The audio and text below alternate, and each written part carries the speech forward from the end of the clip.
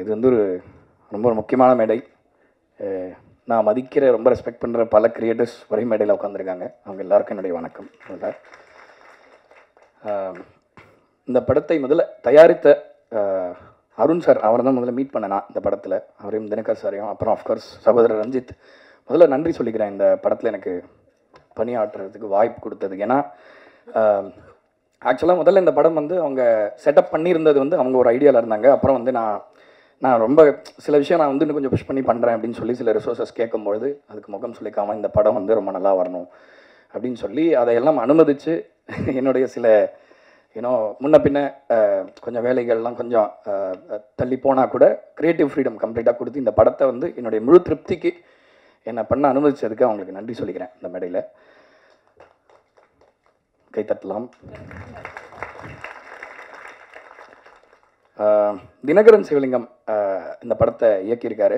Of course அவர் பேர் எல்லாரையும் பார்த்துருவீங்க. இப்போது ரீசெண்டாக அவருடைய இந்த ட்ரெய்லர்லாம் பார்க்கும்பொழுதே தெரிஞ்சிருக்கும் இந்த அவரோட படைப்பில் என்ன ஒரு நேர்த்தி இருக்கும்னு.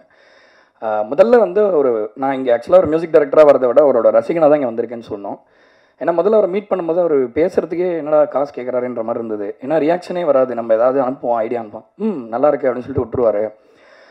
பட் வந்து அவரோட பயணிக்கும் போது பேசும்போது கொஞ்சம் ஆழமாக அவரை வந்து அவர் யார் எந்த மாதிரி மனிதர்னு பார்க்கும்பொழுது ரொம்ப ஒரு மிகச்சிறந்த மனிதராக இருந்தார். ஆக்சுவலாக அந்த மாதிரி மனுஷனால தான் படம் பண்ண முடியும். ஏன்னா வந்து இப்போ பொதுவாக வந்து இப்போ வந்து நம்ம கஷ்டப்படுற மனிதர்களை வச்சு நம்ம கலைக்குள்ளே அவங்கள கொண்டு வந்துடுறோம், ஃபிட் பண்ணிடுறோம். அதை நம்ம சக்ஸஸ்ஃபுல்லாக பண்ணிட்டோம். ஆனால் வந்து அவங்க வாழ்க்கையில் இருக்கிற அதில் ஹோப் இருக்கா அவங்க வாழ்க்கைக்கு? அந்த ஒரு ஏன்னா இப்போ குடி மாதிரி ஒரு விஷயத்துக்குள்ளே எல்லாரும் விழுந்துடுறாங்க. இப்போ என்னோடய ஃப்ரெண்ட்ஸே சில பேர் வந்து ஐ லாஸ்ட் தெம் டு இட், அந்த பழக்கத்துக்கு. இப்போ அந்த ஒரு குழியில் விழுந்தால் அந்த டனலுக்கு ஏதாவது ஒரு எண்ட் இருக்குமா, அதுலேருந்து திரும்ப முடியுமா, அதில் ஹோப் இருக்கான்ற கேள்வியை தான் வந்து இந்த படம் ஆக்சுவலாக முக்கியமாக ஆன்சர் பண்ணுறதை நான் பார்க்குறேன். ஆக்சுவலாக வந்து வாழ்க்கையில் நம்மளுக்கு நம்ம என்ன சொல்கிறது, நம்ம we are thrown into the world சொல்லுவாங்கள்ல, அந்த மாதிரி நம்ம சூஸ் பண்ணுறதில்ல. எங்கேயோ வந்து பிறந்துடுறோம், எப்படியோ இருக்கும், என்னென்னமோ நடந்து நம்ம வாழ்க்கையில் எங்கே எண்ட போகிறோம்னு நம்மளால் சொல்ல முடியறதில்ல.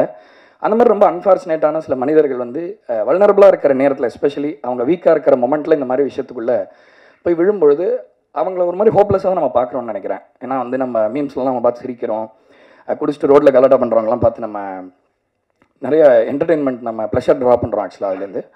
பட் இந்த வாழ்க்கை பின்னாடி என்ன ஆக்சுவலாக இருக்குது? ஏன்னா வந்து நம்மள மாதிரி மனிதர்களாக தானே இருக்காங்க. இப்போ என் ஃப்ரெண்ட்ஸ் வந்து என்னோட வளரும்போது மாமா மச்சானாக தான் இருந்தாங்க. திடீர்னு வந்து கம்ப்ளீட்டாக இந்த மாதிரி மாறுறாங்களேன்ற ஒரு பெர்ஸ்பெக்டிவை எனக்கு எஜுகேட் பண்ணிச்சு ஆக்சுவலாக இந்த படம்.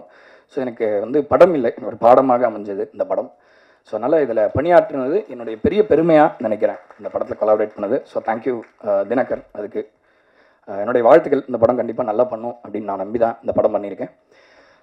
இதை வந்து ஒரு கலைப்படைப்பாக நான் பேசுகிற அதே நேரத்தில் வியாபார ரீதியாக இந்த படம் என்ன அப்படின்றதையும் நான் கண்டிப்பாக சொல்லணும்.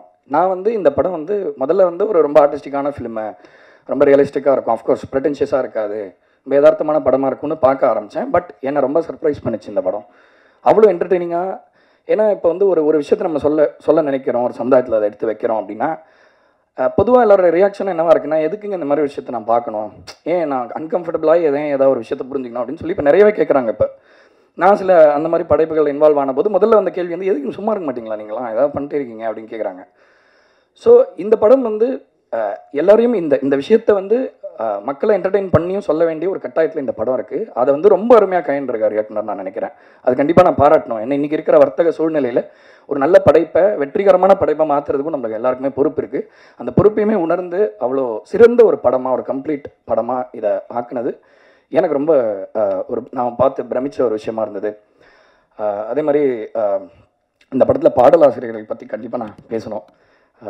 என்னோட உமாதேவி மேடம் அவர்கள் அவ்வளோ சிறந்த ஒரு எழுத்தாளர்னா, ஃபஸ்ட்டு நான் கபாலியில் அவங்க எழுதின பாட்டை கேட்டுட்டு அவங்களுக்கு ஃபோன் பண்ணி ரொம்ப நேரம் பேசிகிட்டு இருந்தேன். அவ்வளோ ஒரு ஃபயர் மாதிரி இருக்குது அவங்களோட ரைட்டிங். நாங்கள் இன்னொரு படத்தில் கூட ஒர்க் பண்ணோம், பட் அதுக்கு இன்னும் கொஞ்சம் இன்னொரு ரெக்கக்னிஷன் கிடச்சிருக்கலாம்னு தோணுச்சு. கண்டிப்பாக இந்த படத்தில் பண்ண பாடலுக்கு அது கிடைக்கும்னு நான் நம்புகிறேன். ரொம்ப பெருமை அடைகிறேன் உங்களோட கொலாபரேட் பண்ணதுக்கு. அதே மாதிரி ஜோக்கரில் எனக்கு முன்னாடி ரமேஷ் வைத்யா ஐயா ஒரு பாட்டு எழுதியிருந்தார். இந்த படத்துலையும் ஒரு பாட்டு எழுதியிருக்கு. நீங்கள் கேட்ட அந்த பாட்டு போடலை இல்லைங்க? ஓகே, இன்னும் போடலை. ஸோ ரொம்ப ஒரு அருமையான அசோசியேஷன் எனக்கு. செல்லம்மா பாட்டும்போது எனக்கு ரொம்ப சர்ப்ரைசிங்காக இருந்தது. ஏன்னா முதல்ல அவர் எனக்கு எழுதின பாட்டு ரொம்ப அப்படியே ஆப்போசிட் பாட்டாக இருந்தது. பட் ரொம்ப ஒரு பயங்கர மல்டி ஃபேசட்டடான ஒரு ரைட்டர், ரொம்ப நான் என் மரியாதைக்குரிய ஒருவர். ஸோ அதனால் ரொம்ப நன்றி சார், தேங்க்யூ. அண்டு அறிவு ஒரு பாட்டை அவர் எழுதி பாடியிருக்காரு இந்த படத்தில். அவரை வந்து நான் வந்து ரேப் சிங்கராக ரொம்ப ஃபேமஸ் தான், பட் அவர் ஒரு பாடகராக நான் யூஸ் பண்ணுன்ற முயற்சியை திரும்ப திரும்ப எடுத்துகிட்டு இருக்கேன். ரொம்ப அருமையாக பாடியிருக்காரு இந்த படத்தில் ஒரு பாட்டு. இந்த பாட்டு ஆல்ரெடி ரிலீஸ் ஆகிருக்கு. அதே மாதிரி பாக்யம் சங்கர் அவர்களுக்கு என்னோட நன்றி, அவர் ஒரு பாட்டு எழுதியிருக்காரு. அதே மாதிரி தனிக்கொடி ஐயா வந்திருக்காரா இங்கே? ஐயா வணக்கம். வணக்கம். சாரி, நான் அவங்கள பார்க்கல. அவர் ரொம்ப அருமையான ஒரு பாட்டு எழுதியிருக்காரு. ஆக்சுவலாக அதை போடுவாங்கன்னு நினச்சேன் இன்றைக்கி, பட் அது ஏதாவது கதையை ஏதாவது அவுட் பண்ணிவிடுமா என்னன்னு தெரியல. ஸோ அதனால் அது போடலை. ஸோ பணியாற்றிய இசைக்கலைஞர்கள் எல்லாருக்குமே நன்றி. இங்கே நேரம் நிறைய இல்லாதனால எனக்கு அப்புறம் நிறைய இன்னும் அறிவார்ந்த நிறைய பேர் இங்கே பேச காத்துட்டு இருக்கிறதுனால நான் எல்லாரையும் தேங்க் பண்ண முடியல. இந்த ஒரு தேங்க்ஸோட முடிச்சுக்கிறேன். ஒரே ஒரு விஷயம் மட்டும் சொல்லி நான் கிளம்புறேன். என்னென்னா, இந்த பாட்டில் ராதா படம் வந்து பொதுவாக, அதாவது ஒரு பொறுப்பு, யாருக்கு சமுதாயத்தில் பொறுப்பு இருக்கோ கொஞ்சம் ஒரு ஏளனம் இருக்குது அவங்கள நம்ம பார்க்கறதுல. இவனா கிளாஸ் எடுப்பான்ப்பா, இவன் கூட பேசாதீங்க மாட்டிப்பீங்கலாம் சொல்லுவாங்க. இது அந்த மாதிரி படம் கிடையவே கிடையாது. ஆக்சுவலாக ஒரு வாழ்க்கைக்குள்ளே எவ்வளோ விஷயம் இருக்குது. இப்போ ஜோக்கர் படம் பண்ணும்போது அந்த முதல் ஹாஃப் ஃபுல்லாக சிரிச்சாங்க தியேட்டரில் எல்லாருமே. ஆனால் அதே ரீசன்ஸ்க்காக செகண்ட் ஹாஃபில் ஃபுல்லாக அழுதாங்க. ஏன்னா ஒரு மனுஷனுக்கு பின்னாடி எவ்வளோ விஷயம் இருக்குது. நம்ம ஒரு பிம்பம் தானே நம்மளுக்கு இருக்குது. ஒரு குடிகாரங்களை பார்த்தா இவங்க இப்படி தானே இருப்பாங்க, அப்படி தானே இருப்பாங்க, நம்ம ஈஸியாக நினச்சிடலாம். பட் எல்லாருக்குமே ஹோப் இருக்குது. அதாவது எப்பேற்பட்ட குழியில் நம்ம விழுந்தாலும் அன்பும் அரவணைப்பும் பொறுப்பும் இருந்தால் கண்டிப்பாக நம்ம அந்த குழியிலேருந்து மீண்டு எழ முடியும்ன்றதை பாட்டில் ராதா அழுத்தம் திருத்தமாக வலியுறுத்தி தியேட்டரில் சொல்லணும். நீங்கள் கண்டிப்பாக இந்த படத்தை உங்கள் குடும்பத்தில் இருக்கிற எல்லாரையும் கூட்டிகிட்டு போய் இந்த படத்தை ஒரு பாடமாக கண்டிப்பாக காட்டுங்க. வாழ்க்கைக்கு உறுதுணையாக இருக்கும், யூஸ்ஃபுல்லாக இருக்கும்னு சொல்லி விடைபெறுகிறேன். நன்றி, வணக்கம். நான் வியக்கும் மரியாதைக்குரிய இயக்குனர்களுக்கு இங்கே வந்திருக்காங்க அனைவருக்குமே மிகப்பெரிய நன்றி. இந்த படத்தில் நான் ஒரு பாடல் எழுதியிருக்கேன். என் வானம் நீ கடைசியாக பார்த்துருப்பீங்க. அந்த பாடல் எனக்கு ரொம்ப பிடிச்சிருந்தது. தினகரன் சொன்ன அந்த சிச்சுவேஷன், நிறைய இயக்குநர்களோடு நம்ம வேலை செஞ்சுருந்தாலும் தினகரன் தோழர் என்ன பண்ணாருன்னா, அந்த ஒரு பாட்டுக்காக 3 பக்கம் எழுதி கொண்டு வந்து என்கிட்ட கொடுத்தாரு. அது ரொம்ப ஆச்சரியமாக இருந்தது. ஒரு இயக்குனராக ஒரே ஒரு பாடல் மீது அவருக்கு எந்த அளவுக்கு அக்கறை இருக்குது, அது எவ்வளோ அவருக்கு பிடித்தமானதாக இருக்குது அப்படின்றது. அதிலிருந்து தான் என் வானம் நீ அப்படின்றத நான் எழுதினேன். இந்த ட்ரெய்லர்லேயே சங்க இலக்கியத்துலேயும் அப்படின்னு சொல்லுவோம், சங்க இலக்கியத்துலேயும் கல்லுண்ணுதல் இருக்குதான் அப்படின்னு சொல்லும்போது எனக்கு அதியமான் இறந்த பிறகு ஔவையார் ஒரு கையறு நிலை பாடல் எழுதியிருப்பாங்க. நிச்சயம் அதை எல்லாருமே வாசிக்கணும்னு நான் ஆசைப்பட்றேன். அதை வாசிக்கும் போதே நம்ம அறியாமலேயே வந்து கண்ணீர் வரும். அந்த அளவுக்கு ஔவையாருக்கு எந்த அளவுக்கு அதியமான் மீது அன்பு இருந்திருக்கு, காதல் இருந்திருக்கு அப்படின்றதுக்கான ஒரு உதாரணம். நிறைய பாடல்கள் அவங்க எழுதியிருந்தாலும் அந்த கையறு நிலை பாடல் மிக முக்கியமானது தான் நான் நினைக்கிறேன். அதில் 2 வரி வரும். சிறிய கல்பெறினே எமக்கு ஈயும் மண்ணே, பெரிய கல்பெறினே தாம் உண்டு எமக்கு கொடுத்து தாம் மகிழ்ந்து உண்ணும் மண்ணே அப்படின்னு சொல்லுவாங்க. கொஞ்சமாக கல் கிடச்சிதுன்னா அதை நீ எனக்கு கொடுப்ப, அதிகமாக கல் கிடச்சிதுன்னா அதை எனக்கும் கொடுத்து நான் பாட பாட நீயும் குடித்து அதை மகிழ்ந்து கேட்ப அப்படின்னு சொல்லுவாங்க. சங்க இலக்கியத்தில் கண்ணுள்ளுதல் இருந்தது தான். ஆனால் அது என்னவா இருந்தது அப்படின்னா, அது ஒரு கொண்டாட்டத்துக்குரியதாக இருந்தது, அது எல்லாரும் அருந்தக்கூடியதாக இருந்தது. அதுக்கு வந்து பாரபட்சம் வந்து கிடையாது. இது பாலினம் பாரபட்சம் கிடையாது, பொருளாதார பாரபட்சம் கிடையாது, நில பாரபட்சம் வந்து கிடையாது. இந்த நிலத்தில் இருக்கிறவங்க தான் அருந்தணும்னு 5 நிலத்தில் இருந்தவங்களும் வந்து கல்லை வந்து அருந்தினாங்க. அது ஆரோக்கியமானதாக இருந்தது. அது உடலுக்கும் வந்து உடல் ஆரோக்கியமாக இருந்தது, சமூக ஆரோக்கியமாகவும் இருந்தது. ஆனால் இன்றைய காலகட்டத்தில் அது என்னவா இருக்குது அப்படின்றதுக்கான சாட்சியமாக தான் பாட்டில் ராதா படத்தை நான் பார்க்குறேன்னு. குடும்பங்கள் வந்து அந்யோன்யமாக இருக்கக்கூடிய ஒரு கணவன் மனைவின்ற உறவை பற்றிய படங்கள் வந்து நிறைய வந்திருந்தாலும் இப்போ சமகாலத்தில் வந்திருக்கக்கூடிய படங்களில் அது ஒரு கோடிட்டு காட்டக்கூடியதாக வந்து இருக்கும். ஆனால் பாட்டில் ராதா ஒரு குடும்பம், ஒரு காதல், ஒரு இல்லறன்றது எப்படி வந்து அது அழகாக கட்டமைக்கப்பட்டு உருவாகி அது எப்படி செதஞ்சு போகுது அப்படின்றத நம்ம எல்லாருமே பார்க்கணும். ஷான் சொன்ன மாதிரி தான், அதை நிச்சயமாக எல்லாருமே பார்த்து நம்ம கற்றுக்க வேண்டிய ஒரு பாடம் தான். மிகப்பெரிய நன்றி ஷான், நீங்கள் பாடியிருக்கீங்க. ரொம்ப சூப்பரான ஒரு டியூன் எனக்கு கொடுத்துருக்கீங்க. ஏற்கனவே பண்ண படங்கள்லேயும் ரொம்ப அற்புதமான டியூன் கொடுத்துருந்தீங்க, ரொம்ப நன்றி. இயக்குனர், தயாரிப்பாளர் ரஞ்சித் சாரை பற்றி சொல்லணுன்னா, பரியேறும் பெருமாள் தொடங்கி இப்போ பாட்டில் ராதா வரைக்கும் ஒவ்வொரு படங்களுமே அந்த பெயர்களே வந்து ரொம்ப வித்தியாசமானதாக வந்து இருக்கும். யாரெல்லாம் வந்து கைவிடப்பட்டவங்களாக இருக்கிறாங்களோ, ஜேபேபியில் இருந்த ஒவ்வொரு படங்களுமே சரி, ஜேபேபியாக இருக்கட்டும், ரைட்டராக இருக்கட்டும், குண்டுவாக இருக்கட்டும், நட்சத்திரம் நகர்கிறது, எல்லா படங்களுமே கைவிடப்பட்டவர்கள், காணாமல் போனவர்கள், கவனிப்பாரற்றவர்கள், இவர்களை பற்றிய கவனிப்பை வந்து ஏற்படுத்தக்கூடிய ஒரு தயாரிப்பு நிறுவனத்தை ஏற்படுத்தி இருக்கிறாரு.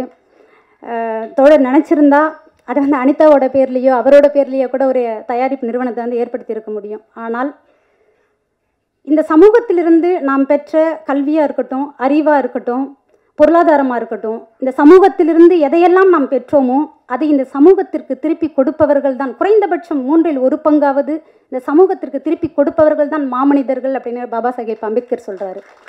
அந்த வகையில் மிகப்பெரிய மாமனிதராக இருந்து பாட்டில் ராதாவை தயாரித்திருக்கக்கூடிய தோழர் அவர்களுக்கும் மிகப்பெரிய நன்றியினை தெரிவிச்சுக்கிறேன். நன்றி. நம்மளும் முன்னால காலத்தில் டிம்பர் பப்பான்னு பாடிவிட்டு நைட்டு ஃபுல்லாக பகலில் பப்பான்னு படுத்து கிடக்கிறதுலேருந்து இது என்னடா இந்த ட்ரெய்லர் பார்த்தோம், 2-3 பாட்டு பார்த்தோம், அப்படியே நடுங்கி போயிடுச்சு. அந்த குதுகுதுப்புங்கிறது வந்து வேறு ஒரு விதமான உணர்வு நிலைக்கு கொண்டு போயிருக்கு.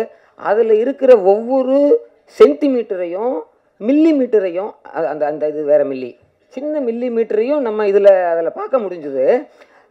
இதெல்லாம் நீங்கள் கேள்வி கூட பட்டிருக்கலாம், இதில் நேரடி அனுபவம் இல்லைன்னா கூட. நான்லாம் குடிக்க மாட்டேன் தெரியுமா, அப்பப்போ கட்டிங்கை போடுவேன் அப்படின்னாக்கா கட்டிங் தான் போடுவாப்பில், ஒரு 8 கட்டிங் 10 கட்டிங்கிற மாதிரி போகும். இது கூட எங்கேயாவது நம்ம சொல்லி கேள்விப்பட்டிருப்போம், எங்கேயாவது நம்மளும் பார்த்துருப்போம். ஏன்னா இந்த மாதிரியான விஷயங்கள் இப்போ பரவாயில்ல, எங்கே போனாலும் கிடைக்குதுங்கிறது மாதிரி இருக்குது. அது பார்த்துருக்கலாம். பார்க்க முடியாது. ரொம்ப நுட்பமானது என்னன்னாக்கா அதில் படத்தில் அது முக்கியத்துவமாகவே இல்லை. இப்போ தான் பார்த்தேன் ட்ரெய்லரில் ஓடும் பொழுது. முதல் நாள் என்னமோ சொல்கிறான், வெட்டி போடுறேன் குத்தி போடுறேங்கிறான். அது என்னென்னு நமக்கு புரியல, படம் பார்க்கும்போது புரியும். ஆட்டோவில் போகும்போது குடிச்சுட்டு பொண்டாட்டி அடிக்கிறதுங்கிறதெல்லாம் ஒரு ஃபேஷன் சார். குடிச்சுட்டு பொண்டாட்டிக்கிட்டு 4 மணி வரைக்கும் 5 மணி வரைக்கும் ஐ லவ் யூன்னு சொன்னாலே அந்த பொம்பளை பிள்ளை என்னத்துக்கு ஆகிறதுங்க, கொடுவறதுக்கு. அப்போ மறுநாளைக்கு போகும்போது அந்த குற்ற உணர்ச்சி இருக்குல்ல, அப்போ அந்த ஆதரமாக அப்படி கையை பிடிச்சி வச்சுருக்கான் பாருங்கள். அந்த அம்மா கையை பிடிச்சி 2 கைக்குள்ளேயும் வச்சு அந்த நேரத்தில் அந்த மூஞ்சியை பாருங்களேன். அது இந்த படத்தில் இவர் மூஞ்சியை பார்த்தாலும் சரி, இந்த சீனை எங்கே வாழ்க்கையில் எங்கே பார்க்கும்போதும் அந்த அண்ணனுடைய முகத்தை பார்த்தீங்கன்னா இவனை போன்ற அப்பாவி இந்த உலகத்தில் வேறு ஒருவன் இருக்க முடியாதுங்கிறத மாதிரி இருக்கும். அவனும் நடிக்க மாட்டான், உண்மையிலேயே அப்படித்தான் இருப்பான். இந்த மாதிரி உள்ள அந்த ஒரு சீர்திருத்த மையமாக அதுக்கு என்ன பேர் வச்சுருக்காருன்னு தெரியல, ஆல்கஹாலிக் அனானிமஸ். இந்த குடியிலிருந்து திருந்த வேண்டும் என்று விரும்புபவர்களுக்கு ஒரு சில பல வழிகாட்டுதல்களை செய்யக்கூடும். அந்த அடைச்சி வச்சுருக்காங்கல்ல, அதில் வந்து ஆல்கஹாலிக் அனானிமஸினுடைய ஒரு புஸ்தகத்தை வந்து வாசிக்க சொல்லுவாங்க. அங்கே உள்ள ஒரு 90 நாள் 40 நாளுங்கிறது மாதிரி இருக்கணும். என்னை விட்றாங்கிறான்ல, என்னை விட்றா நான் காப்பாற்றுக்கே அப்படின்னா அதுக்குள்ளேருந்து தான் கத்துறாரு அந்த கேரக்டர், கத்துறான்னு நான் நினைக்கிறேன். அப்படியெல்லாம் இருக்கும். அங்கே ஒரு புக்கு படிக்க சொல்லுவாங்க. அதில் இருக்கிற ஒரு வரி கண்ணில் தண்ணி வந்துடும் சார். முதல் நாள் ஃபுல்லாக இல்லாததை பண்ண வேண்டியது சிரிப்பு தான். அந்த டிம்பர் பப்பா இருக்குல்ல, அது மாதிரி ஒரே உற்சாகம் தான், கொண்டாட்டம் தான், கும்மாளம் தான். மறுநாளைக்கு இதுக்கு 100% ஆப்போசிட்டான இதாக இருக்கும். அப்போ மறுநாளைக்கு எந்திரிச்சு உட்காந்துருப்பான். முதல் நாள் நடந்த விபரீதங்கள் என்னென்னமோ விபரீதம் இருக்கும், கற்பனைக்கு அப்பாற்பட்டதெல்லாம் நடக்கும். அந்த மாதிரியான ஒரு நிறுவனம் இருக்குல்ல, அதில் உள்ளே போய் நான் பார்த்துருக்கேன். விதவிதமாக சொல்லியிருக்காங்க. அது உள்ளே அடைஞ்சு கிடக்கும்போது அவங்க கதையை சொல்லணும் அப்படிங்கிறது வேறு இருக்குது. ஒருத்தன் சொன்னான், ஒரு நண்பர் நம்மளை மாதிரி கிளாஸ்மேட் ஒருத்தன் சொல்கிறான், என் குழந்தை 9 மாதம் குழந்தைய காலை பிடிச்சி கிணத்துக்கு நேரம் அப்படி நீட்டிக்கிடுவேன், 100 ரூபா கொடுக்குறியா விட்டுருவான்னு கேட்பேன் பொண்டாட்டிக்கிட்டேன்னு கேட்டான். இது அவன் வாழ்க்கையில் நடந்தது. இது மாதிரி ஆயிரக்கணக்கான கதைகள் இருக்கும். இது மறுநாளைக்கு தெரிஞ்சால் எவ்வளவு குற்ற உணர்ச்சியாக இருக்கும். அந்த புத்தகத்தில் ஒரு வரி வரும், அவ்வளவு குற்ற உணர்ச்சி. அதை எப்போ போதை ஓரளவுக்கு தெரிஞ்சிச்சோ, மங்கு போதையாக வந்தது, பொங்கு போதையாக நேற்று நைட்டு இருந்தது, காலையில் 4 மணி 5 மணிக்கு முழிப்பு வந்துடும், தூக்கம் வந்திருக்காத மயக்கம்தான். அந்த மங்கு போதையில் அவ்வளவு குற்ற உணர்ச்சி இருக்கும்போது தலையை குனிஞ்சு உட்காந்துருப்பான். 10-11 மணிக்கு அவன் தலையை குனிந்து நடந்து போனான். எங்கே போவான்? சரக்கு கடைக்கு. அதுதான் பிக் புக்கு. அந்த புத்தகத்துக்கு பேர் பெரிய புத்தகம்னு பேர், பிக் புக்கு. இதில் தயாரிப்பாளர் ரஞ்சித், தயாரிப்பாளர்கள் சொல்லலாம் இது என் படம்னு, இயக்குனர் சொல்லலாம் என் படம் 24ஆம் தேதி ரிலீஸுங்க என்ன. என் மனம் அதை ஏற்றுக்கொள்ளவில்லை. அதில் பார்த்த ஒவ்வொரு மில்லிமீட்டர்னு சொன்னேன்ல, அதை பார்க்கும்போது உண்மையில் இது என் படம், இது நான் நினைக்கிறேன், இது என் படம்னு நினைக்கிறேன். என்னை மாதிரி கோடி பேர் இருக்கான் சார் இன்றைக்கி தமிழ்நாட்டில். அத்தனை பேரும் இது என் படம் என்று நினைப்பார்கள். இந்த படம் எப்போ ஜனவரி 24 பிடிச்சி இழுத்துட்டு வந்துட மாட்டோமாங்கிற அளவில் இருக்குது. முந்தி மாதிரியாக இருந்ததுன்னா எங்கேயா போய் தகராறு பண்ணிடுவேன். நாளைக்கு ஜனவரி 24 வச்சா என்ன ஆயிரும் உங்களுக்கு? இப்போ வரிசை நம்பராக தான் வைப்பீங்களா, 4 நாளாக கூட்டி போகக்கூடாதாங்கிற அளவுக்கு பார்க்குற வெறி பிடிச்சிருக்கு. இப்போனாக்கா கொஞ்சம் அந்தஸ்தாக நாகரிகமாக இருக்கிறதுனால 24 வரட்டும் அப்படின்னு காத்திருக்கோம். மிகப்பெரிய வெற்றி அடையும். ஒவ்வொன்றிலையும் தன்னை அடையாளம் பார்த்து கொள்ளக்கூடிய இதுகள் வருவாங்க. இந்த மாதிரியான நடிகர்களை பற்றியெல்லாம் அவர் நல்லா நடிப்பார், இவர் நல்லா மியூசிக் போடுவார், நல்லா நம்ம சொல்லிக்கிட்டு இருக்க முடியும். அது அப்படித்தானே இருக்கும், இயல்பான விஷயம். பட ரிலீஸுக்காக உங்களை போல் நானும் காத்திருக்கேன். மிகுந்த நன்றி. நான் வந்து ஒரு 20-30 வருஷத்துக்கு முன்னாடி தமிழ் அந்த உலக சினிமா புக்கெல்லாம் வாங்கி நிறைய படிப்பேன். எனக்கு படிக்கிற ஆர்வம்லாம் உண்டு. இந்த இடத்துல குடிக்கிற ஆர்வம் உண்டான்னு கேட்கக்கூடாது, படிக்கிற ஆர்வம் மட்டும்தான் உண்டு. அப்போ வந்து உலக சினிமா கதைகள்லாம் பார்க்கும் போதோ ஆஹா அப்படின்னு சொல்லி நாளை ஒரு 10-15 வருஷம் கழித்து நம்ம தமிழ் சினிமாவே வந்து உலக சினிமாவாக ஆக போகுது, அப்படிப்பட்ட படங்கள்லாம் எடுப்பாங்க அப்படின்னு ஒரு கனவோடு இருந்தேன். அந்த கனவுகளை நிறைவேற்றி இன்றைக்கி புரட்சி படங்களாக கொடுக்குற இயக்குநர்கள்லாம் வந்து அவங்க மத்தியில் நாமளும் வந்திருக்கிறோம் அப்படின்னு நினைக்கும் போது எனக்கு ரொம்ப ரொம்ப சந்தோஷமாக இருக்குது. இந்த சமகாலத்தில் நாமளும் நடிச்சிட்டு இருக்கிறோம் அப்படிங்கிறது. நான் ஜே பேபி ட்ரெய்லர் அப்போ சொன்னேன். நான் இந்த இடத்துக்கு நான் எப்படி வந்தேன் அதே தான். அப்போ என்ன ஆச்சுன்னா வந்து அதுக்கப்புறம் படம் பாருங்கள், ஏன்னா புதுசு, நம்ம வந்து சும்மா ஜாலியாக காமெடி எல்லாரையும் கலாச்சின்னு அப்படி போயிடுவேன். சரி நம்மளும் நடிக்க முடியும் அப்படின்னு சொல்லி தயாரிப்பாளரும் டைரக்டர் சுரேஷ் சாரும் வந்து என்ன நடிக்க வச்சு இன்றைக்கி எங்கே வெளியில் யார் பார்த்தாலும் ஜே பேபி அப்படின்னு ஒரு அடையாளத்தோடு என்னை வந்து பார்க்க வராங்க. ஆச்சரியமாக சின்ன பசங்க முதற்கொண்டு எனக்கு ஒரு பெரிய அடையாளமாக அந்த இது இருந்தது. எப்படி ஜே பேபி அவங்க வீட்டுக்கு நான் வந்தனோ, கொஞ்சம் பக்கத்து வீட்டு பாட்டில் விடாத வீட்டுக்கு வந்துடுங்க அப்படின்னு எங்கள் கூட்டின்னு வந்து சென்ட்ரலில் விட்டாங்க. ஆனால் ஒரே விஷயம், அன்னையில் அம்பேத்கர் சொல்கிற மாதிரி தான், நான் யாருக்கும் அடிமை இல்லை, எனக்கு அடிமை யாரும் இல்லை, குடிக்கு அடிமை யாரும் இல்லைன்னு சொல்லிட்டு நீலம் ப்ரொடக்ஷனில் இந்த ஒரு விழிப்புணர்வு சமூகத்துக்கான ஒரு படத்தை வந்து நல்ல தரமான படங்களாக வந்து எடுத்துகிட்டு வராங்க. அந்த படங்கள்லாம் நான் இருக்கிறேன் அப்படின்னு நினைக்கும் போதெல்லாம் எனக்கு சந்தோஷமாக இருக்குது. ஏன்னா ஒரு 12 வருஷத்துக்கு முன்னாடி நான் இறைமகன் ஒரு படம் வந்து எடுக்கிறதுக்கு அந்த கேப்பு தான் எனக்கு விழுந்தது. அது வந்து ஒரு குடினால ஒரு குடும்பம் வீணாக போகிற மாதிரியான ஒரு படம். அதில் வந்து மேடம்லாம் கோச்சிக்கூடாது, நான் ஒரு பாட்டு எழுதியிருந்தேன். சுடுகாட்டில் வந்து அந்த குடிச்சிட்டு ஒரு இது பண்ணுற நண்பர்களுக்காக ஒரு பாட்டு மாதிரி ஒன்று. அதில் வந்து ஒரு செகண்ட் சரணம் வரும். 7 மாடி வீடு கட்டி எல்லா ரூமிலும் ஏசி போட்டுட்டு இங்கே வந்து படுத்து கிடக்கிறான், சாதி மாத பேரை சொல்லி சண்டையிட்டு மாணவர்னா சரிசமமாக இங்கே தூங்குறான், வந்தால் வந்து வாசி, வரலாம் சுகவாசி, எதுவும் இல்லைன்னா அடிக்கு வாசி, ராவா ஊற்றிக்கின்னா நீயும் ஊற்றிப்ப, மூஞ்சியை போத்திக்கின்னு முழுசாக போயிடுவேன், கொஞ்சம் ஒச்சக்கலிக்க கொலையை செய்வான், எச்சக்கலை கூட சேராதே, அணகோடா முன்னே மகுடி போதாதே, ஜெராசிக் பார்க்கில் வாக்கிங் போவாதே அப்படி எழுதியிருப்பேன். ஆனால் வந்து என்ன விஷயம்னா, அப்படி இல்லைனாலும் இப்போ இந்த மாதிரியான படங்கள்லாம் வந்து நடிக்கிறேன் அப்படின்னும் போதோ அதை விட இன்னும் நான் முழுமையான ஒரு வளர்ச்சி பெற்றேன் அப்படின்னு நம்புகிறேன். நிறைய பேர் பேச வேண்டியது இருக்குது. நான் சொன்னேன் முன்னாடி, அவங்களாம் பேசிட்டோம், நான் வேணாம் அப்படின்னேன். அதுக்கப்புறம் 1 நிமிஷம் பேசுனாங்க. சரி, அந்த 1 நிமிஷம் பேசி அதோடு முடிச்சுக்கிறேன். எல்லாருக்கும் நன்றி, வணக்கம். கொஞ்சம் பதட்டமாக இருக்குது, என்ன பேசுறதுன்னு தெரியல. ஏன்னா நம்ம யாரை பார்த்து சினிமா கற்றுக்கிட்டோமோ, யாரை பார்த்து இயக்குனர் ஆகணும், நடிகன் ஆகணும்னு நினச்சோமோ, அவங்க எல்லாருமே இங்கே இடத்துல ஒரே இடத்துல இருக்கிறது வந்து ரொம்ப சந்தோஷமாக இருக்குது. இந்த மேடை மட்டும் இல்லை, இதுக்கப்புறம் எத்தனை மேடை ஏறினாலும் அந்த அனைத்து மேடைகளும் வந்து தினகரன் சிவலிங்கம் அவருக்கு நான் நன்றி சொல்கிற மேடையாக தான் இருக்கும். ஏன்னா இந்த இடத்துல நான் நிற்கிறதுக்கும் ஜமா பண்ணுறதுக்கும் முக்கியமான காரணம் வந்து தினகர் சார் தான். லைஃப்பில் என்னடா பண்ண போகிறோம் அப்படின்னும் போதெல்லாம் வந்து நமக்கு ஒரு டார்லிங் ஏஞ்சலாக லைஃப்பில் அவர் எப்பயுமே வந்திருக்காரு. 2013 ஆக்டிங் கிளாஸில் இருக்கும்போது என்னடா பண்ண போகிறோம் அப்படின்னு. இப்போ எங்கள் ஊர்லலாம் சொல்லுவாங்க, எங்கள் ஊரில் நடிக்க போகிறேன்னு சொன்னப்போ ஒரு அண்ணன் வந்து சொன்னார், என்னடா நடிக்க போகிறேங்கிற, இந்த கலரில் இருக்க, வெள்ளையாக இருந்தால் தான்டா சினிமாவில் எடுப்பாங்க அப்படின்னு வந்து சொன்னார். ஆனால் தினகர் சார் வந்து நீ கருப்பாக இருக்க, அதனால என் ஷார்ட் ஃபிலிமில் ஒன்று லீடாக நடிக்க வைக்கிறேன் அப்படின்னு சொன்னார். அப்படி வந்து முதல் நம்பிக்கையை வந்து என் லைஃப்பில் வச்சது வந்து தினகர் சாரும், அந்த ஷார்ட் ஃபிலிம் ப்ரொடியூஸ் பண்ணது வந்து ரஞ்சித் சார். இன்றைக்கி வந்து அதே ரஞ்சித் சாரோட ப்ரொடக்ஷனில் தினகர் சாரோட டைரக்ஷனில் பாட்டில் ராதா ரொம்ப சந்தோஷமாக இருக்குது. அதில் இருந்தவங்க எல்லாருமே வந்து இன்றைக்கி ரொம்ப, அந்த ஷார்ட் ஃபிலிமில் இருந்தவங்க எல்லாருமே வந்து பயங்கர பெரிய ஆளுமையாக அந்த ஸ்டேஜில் உட்காந்துருக்காங்க. தினகர் சார், ஜெயண்ணா, அதே மாதிரி பாட்டில் ராதா படம் வந்து எனக்கு ரொம்ப ரொம்ப முக்கியமான ஒரு ஃபிலிமாக இருந்தது. ரொம்ப ஃபிசிக்கலி ட்ரெயின் ஆகிற மாதிரி கிட்டத்தட்ட ஒரு 16 கிலோ இந்த படத்துக்காக நான் குறைச்சேன். எனக்கு ஸ்க்ரீனில் பார்க்கும்போது எனக்கே என்ன அடையாளம் தெரிய மாட்டேங்குது, அந்தளவுக்கு வந்து ஒரு பெரிய டிரான்ஸ்ஃபர்மேஷனாக இருந்தது. அது ஏன் வந்து முக்கியமாக அந்த வெயிட் குறைக்கிறதுக்கு வந்து ஒரு டேரக்டரும் சொல்லிட்டு விட்டுருவாங்க, நீ வெயிட் குறைக்கணும் இது பண்ணணுன்னு. என்னை கான்ஸ்டண்ட்டாக வந்து மானிட்டர் பண்ணி ஒழுங்காக டயட் இருக்கானா இது பண்ணுறானா அப்படின்னு அதுக்கெல்லாம் பெரிய ஹெல்ப்ஃபுல்லாக இருந்த கோ டைரக்டர் கோபி அண்ணாக்கு வந்து தேங்க்யூ சொல்லிக்கிறேன். ரொம்ப சந்தோஷமாக நிறைய ப்ரிப்பேர் பண்ணணுன்னு கிட்டத்தட்ட பேசணுன்ட்டு ஒரு வாரமாக ப்ரிப்பேர் பண்ணிட்டு வந்தேன். ஆனால் இந்த இடத்துக்கு வந்தோடனே எதுவுமே பேசவே முடியல. இந்த வாய்ப்பளித்த தினகர் சாருக்கும் என்னோட கூட சக நடிகர்கள் குரு சோமசுந்தரம் சார், சஞ்சனா, அவங்களெல்லாம் வந்து அவங்க கூட நடித்தது வந்து ரொம்ப பெருமையாக சந்தோஷமாக நினைக்கிறேன். இங்கே நிறைய இயக்குனர்கள் இங்கே இந்த ஸ்டேஜில் இருக்காங்க. இதே மாதிரி ஒரு வெற்றிமாறன் சார் படத்தில் வந்து அவர் மேடையில் நடிகனா ஒரு நாள் பேசிட்டேன்னா, ரஞ்சித் சாரோட படத்தில் நடிகனா பேசிட்டேன்னா அன்றைக்கி பிறவி பயனை அடைஞ்சிரும்னு நினைக்கிறேன். இந்த மேடையை ஒரு வாய்ப்பாக பயன்படுத்திக்கிறேன். இந்த ஜம்மா படத்தை வந்து மக்கள்கிட்ட கொண்டு போய் சேர்த்த ப்ரெஸ் அண்ட் மீடியாவுக்கு வந்து ரொம்ப நன்றி. அதே மாதிரி இந்த பாட்டில் ராதா படத்தையும் எவ்வளோக்கு எவ்வளோ மக்கள்கிட்ட கொண்டு போய் சேர்க்க முடியுமோ கொண்டு போய் சேர்க்கணும். ஏன்னா வந்து இது ஒரு ஹானஸ்டான அட்டம்ப்ட். ஏன்னா இந்த படம் பார்த்துட்டு நான் வந்து அவ்வளோ அழுதேன். எனக்கு அது கிட்டத்தட்ட நைட்டு 10 மணிக்கு படம் முடிச்சுன்னா நைட்டு 1:30 மணி வரைக்கும் அழுதுட்டு இருந்தேன். ஏன்னா பர்சனலாக வந்து அப்படி ஒரு கனெக்ட் இருந்தது. குடினால் அஃபெக்ட் ஆன ஒரு குடும்பத்துக்கும் வந்து இது ரொம்ப முக்கியமான ஒரு ஃபிலிமாக வந்து இது இருக்கும். இதை கண்டிப்பாக மக்கள்கிட்ட போய் கொண்டு போய் சேருங்க. எவ்வளோ படங்கள் வந்தாலும் பாட்டில் ராதா ஒரு முக்கியமான ஃபிலிமாக இருக்கும். எத்தனை இயக்குனர்கள் வந்தாலும் தினகர் வந்து ஒரு முக்கியமான டைரக்டராக இருப்பாருன்னு சொல்லி எல்லாருக்கும் நன்றி கேட்டுக்கிறேன். ஃபர்ஸ்ட் ஆஃப் ஆல் இங்கே வந்திருக்க எல்லாருக்கும் ஒரு பெரிய வணக்கம். பார்க்குறவங்க எல்லாருமே வந்து ஜென்ரலாக வந்து சார்பட்டாவில் நீங்கள் அந்த கேரக்டர் பண்ணியிருக்கீங்களா, சார்பட்டா. ஸோ எனக்கு கடந்த ஒரு 2-3 இயர்ஸாக வந்து அந்த கோவிடுக்கு அப்புறம் வந்து என் காதில் கேட்டது எல்லாமே சார்பட்டா தான்.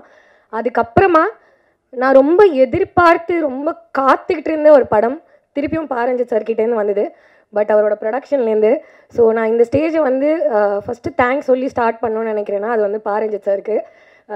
ஒன்ஸ் இல்லை ட்வைஸ் ரொம்ப ட்ரஸ்ட் பண்ணி அவ்வளோ பெரிய ஒரு ரெஸ்பான்சிபிலிட்டியை எனக்கு கொடுத்து வச்சுருக்காரு சார். நான் வந்து உங்கள் பேரை காப்பாற்றிருக்கேன்னு நினைக்கிறேன். ரொம்ப நன்றி.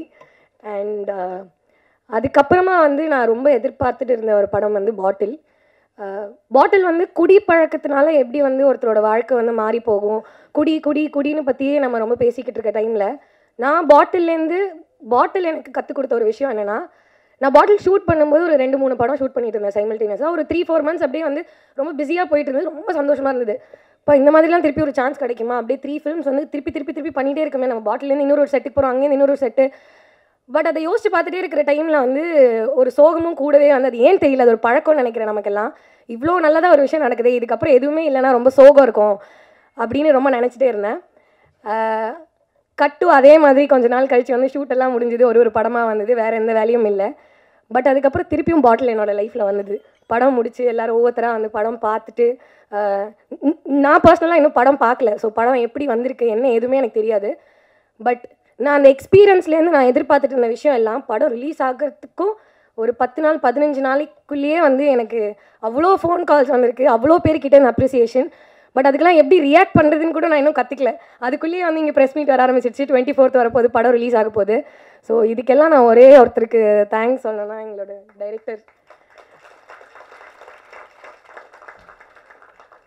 சார். வந்து எப்படின்னா வந்து பாரஞ்சித் சார் எப்படி சார்பட்டா எனக்கு கொடுத்து என் லைஃப்பை சேஞ்ச் பண்ணாரோ, பாட்டில் கொடுத்து சார் ஐ திங்க் நீங்கள் என் லைஃப்பை சேஞ்ச் பண்ணியிருக்கீங்கன்னு நினைக்கிறேன். எனக்கு தெரியுது, நான் பேசும்போதே எனக்குள்ளே வந்து ஒரு லைக் நான் சொல்லும் போதே அப்படியே உடம்பெல்லாம் சூடாகுது. எனக்கு தெரியுது சரி இதுக்கப்புறம் லைஃப் கொஞ்சம் டிஃப்ரெண்ட்டாக இருக்கும், ஒரு பயங்கரமான ஹோப். அது வந்து அவர் எனக்கு மட்டும் கொடுக்கல, இந்த படம் மூலியமாக பார்க்குறவங்க எல்லாருக்குமே கொடுக்க போகிறாரு. குடி பழக்கத்தினால மட்டும் பாதிக்கப்பட்ட குடும்பங்களோ இல்லாட்டி பாதிக்கப்பட்டவர்களுக்கோ அந்த ஹோப் இல்லாமல் ஏதோ ஒரு விஷயத்தில் நமக்கு எங்கேயோ ஏதோ ஒரு கஷ்டம், ஏதோ ஒன்று சரியாக போகல, பல விஷயங்களில் நம்ம மாட்டிட்டு சிக்கிட்டு இருக்க ஒரு டைமில் பாட்டிலுங்கிற ஒரு படம் எல்லாருக்குமே ஒரு பெரிய ஹோப் கொடுக்குங்கிற நம்பிக்கை எங்கள் எல்லாருக்குமே இருக்குது. அதுக்கு ஒரு பர்சனலான எக்ஸ்பீரியன்ஸாக நான் இந்த சொன்ன ஒரு விஷயத்தை எடுத்துக்கோங்க. ஸோ January 24th தியேட்டரில் போய் படம் பாருங்கள். அதுக்கப்புறம் என் கூட நடித்தவங்க ஷான் ரால்டன் அண்ட் இவ்வளோ பெரிய பெரிய டைரக்டர்ஸ், நான் அவங்களோட படம்லாம் பார்த்து டிவியில் பார்த்து தியேட்டரில் போய் பார்த்துட்டு அவ்வளோ சந்தோஷமாக பார்த்துட்டு இருந்த ஒரு டைமில் இப்போது எங்களோட படத்துக்காக இப்படி வந்து உட்காந்து சப்போர்ட் கொடுக்குறாங்கங்கிறத நினைக்கும் போது ரொம்ப பெருமையாக இருக்குது. அண்ட் ஐ திங்க் நான் அதை சொல்லணும்னு ஆசைப்பட்றேன். பரவாயில்ல, I want to take this moment all in. நம்ம வந்து கஷ்டப்படும் போது எவ்வளோ வந்து அந்த டைம் எடுத்து கஷ்டப்பட்டு அதிலேயே சோகப்படுறோமோ அதே மாதிரி சந்தோஷமாக இருக்கும்போது நம்ம எல்லாரும் ஃபுல்ஃபில்லிங்காக சந்தோஷமாக இருக்கணும்னு நினைக்கிறேன். ஸோ ரொம்ப சந்தோஷமாக இருக்குது. ரொம்ப ரொம்ப ரொம்ப தேங்க்ஸ் சார். உங்கள் எல்லாருக்குமே நான் வந்து ஒவ்வொருத்தராக சொன்னேன்னா ஐ திங்க் மேம் டென்ஷன் ஆகிடுவாங்கன்னு நினைக்கிறேன். ஸோ இங்கே வந்திருக்கிற எல்லாருக்குமே, பாட்டில் ராதாக்கு சப்போர்ட் கொடுத்த எல்லாருக்குமே ரொம்ப ரொம்ப ரொம்ப நன்றி. January 24th படம் ரிலீஸ் ஆகுது. தியேட்டரில் போய் பாருங்கள், குடும்பத்தோடு போய் பாருங்கள். உங்கள் குழந்தைங்க, ஒய்ஃப், சிஸ்டர் யாராக இருந்தாலும் கூட்டிகிட்டு போங்க. பார்த்துட்டு படம் எப்படி இருக்குன்னு எங்களுக்கு சொல்லுங்கள். நன்றி. ரொம்ப வண்டர்ஃபுல் டைரக்டர் அவர். எல்லாருக்கும் வணக்கம், especially press and media people. ரொம்ப சந்தோஷமாக இருக்குது இந்த படத்தில் நான் பார்ட்டாக இருக்கிறது. நம்ம எங்கே இருக்கிறோன்னா எல்வி பிரசாத்தில் இருக்கிறோம். எல்வி பிரசாத் யாருன்னு சில பேருக்கு தெரியாதுன்னு நினைக்கிறேன். அவர் ஒரு டைரக்டர் அண்ட் ப்ரொடியூசர். அவர் வந்து வெறும் டைரக்ஷன் படம் ப்ரொடியூஸ் பண்ணிவிட்டு சும்மா இருக்கல. அவர் ஒரு இன்ஸ்டியூட் ஆரம்பிக்கிறாரு, அவர் வந்து லேப் ஆரம்பிக்கிறாரு. படம் வந்து சினிமாவினுடைய ரீச்சும் சினிமாவினுடைய வலிமையும் தெரிஞ்சதுனால இதை நிறைய பேர் முறையாக கற்றுக்கணும் அப்படிங்கிற ஆசைப்பட்டதுனால தான் இந்த இடம் இருக்குது. இந்த இடத்துல நாமெல்லாம் கூடியிருக்கிறோம். அதே மாதிரி தான் சினிமாவுடைய வீச்சையும் சினிமாவுடைய வலிமையும் புரிஞ்சுக்கிட்டு ஒரு இயக்குனராக உள்ள நுழைஞ்சு இப்போ வந்து நீலம் ப்ரொடக்ஷன் ப்ளஸ் நீலம் பண்பாட்டு மையம், நீலம் புக்ஸ், வருடம் மார்கழியில் மக்கள் இசைன்ற ஒரு ப்ரோக்ராம் மூலம், அதாவது ஒரு டைரக்டர் இந்த வேலையெல்லாம் செய்யணுமா இல்லை இந்த வேலை செய்கிறதுக்காக டைரக்டர் ஆனாரா அப்படிங்கிற ஒரு இதையும் ஒரு முன்னோடியாக இருக்கிறாங்க. அதாவது ஒரு வேலை செஞ்சால் நம்ம வந்து வேலை பார்த்துட்டோம் அப்படின்னு சொல்லாமல் நிறைய வேலை செய்கிறாரு. அது மாதிரி இருந்தவர் தான் பிரசாத்னு நினைக்கிறேன். அது மாதிரி இருந்த ஒரு டைரக்டரும் இருக்கிறாரு, எஸ் பாலச்சந்தர். அவர் வந்து வீணை பாலச்சந்தர்னு சொல்லுவாங்க. Director, music director, producer and actor கூட அவர். ஸோ அவ்வளோ பன்முகங்கள் கொண்ட ரஞ்சித் அண்ணாவுடைய நீலம் ப்ரொடக்ஷன் கீழே நான் இந்த படத்தில் ஒரு ஹீரோவாக நடித்ததில் எனக்கு ரொம்ப ரொம்ப பெருமையாக இருக்குது. ரொம்ப பெருமையாக இருக்குது எனக்கு. அப்புறம் பலூன் பிக்சர்ஸ் இந்த படத்தை வந்து ஃபஸ்ட்டு அக்செப்ட் பண்ணி இதுக்கு இனிஷியேட் பண்ணி நீலம் கூட சேர்ந்து செய்யணும் அப்படின்னு சொன்ன அருண் பாலாஜி அண்ணா. இந்த கதையெல்லாம் வந்து பல பேர் வந்து ரொம்ப யோசிப்பாங்க. ஏன்னா சில விஷயங்கள் கதையால் படிக்கும்போது முடிவு பண்ண முடியாது. ஸோ அதுக்கு அவங்க 2 பேரும் தான் இதில் வந்து மெயினாக இது. ஸோ வழக்கம் போல் இந்த படம் வந்து நான் நடிக்கும்போது எல்லோரும் கேட்பாங்க, இது எப்படி வித்தியாசமாக நடிக்கிறீங்க அப்படின்லாம். நான் அதுவும் வித்தியாசமாக நடிக்கலை. நடித்த பின்னாடி அது வித்தியாசமாக மாறிடுது. அது ரொம்ப சந்தோஷம். இதில் கோ ஆக்டர்ஸ் வந்து ரொம்ப பெரிய துணை இருந்திருக்கிறாங்க. எஸ்பெஷலி சஞ்சனாவுடைய நடிப்பு வந்து போற்றத்தக்கதாக இருக்கும். அது எனக்கு ரொம்ப ஹெல்ப் பண்ணிச்சு. ஒரு கோ ஆக்டர் மூலமாக வந்து இன்னொரு ஆக்டர் வந்து அதுலேருந்து ஒரு இது வர்றதுங்கிறது அது ஒரு அது சும்மா நடந்துடாது. அந்த வகையில் வந்து தினகருடைய உழைப்பு வந்து என்னால் எப்படி சொல்கிறதுனே தெரியல. ஃப்ரம் A to Z வரைக்கும் ஒரு நிறைய வேலை பார்த்தாரு. Very organic director. ரொம்ப ஆர்கானிக்காக இந்த வேலையை கொடுத்தாரு. ஏன்னா சில சமயம் சில மீட்டிங் நடக்கிற மாதிரி சீன் நடக்கும். நாம் நினைப்போம் நிஜமாலுமே மீட்டிங் நடக்குது போல இருக்குங்க, நம்ம இன்னும் இங்கே உட்காந்துருக்கோம், நம்ம மீட்டிங் போகணும் அப்படிங்கிற ஒரு எண்ணத்தை உண்டாக்கிடுவார். அந்த ஒரு ஆர்கானிக் அந்த ஃப்ளேவரே வந்துடும். நம்ம ஒரு டி அடிக்ஷன் சென்டரில் இருக்கிறோன்னா நிஜமாலுமே பல பேர் அந்த ஒரு 10-15 நாள் அங்கே ஒர்க் பண்ண பின்னாடி ஃபஸ்ட்டு நாளை விட ஒரு 15 நாளுக்கு அப்புறம் எல்லோரும் தெளிச்சி ஆகிட்டோம். ஃபேஸ் எல்லாம் தெளிவாக இருக்குது. ஏன்னா ஒரு இடத்துலையே இருக்கிறோம், நல்ல சாப்பாடு கிடைக்குது.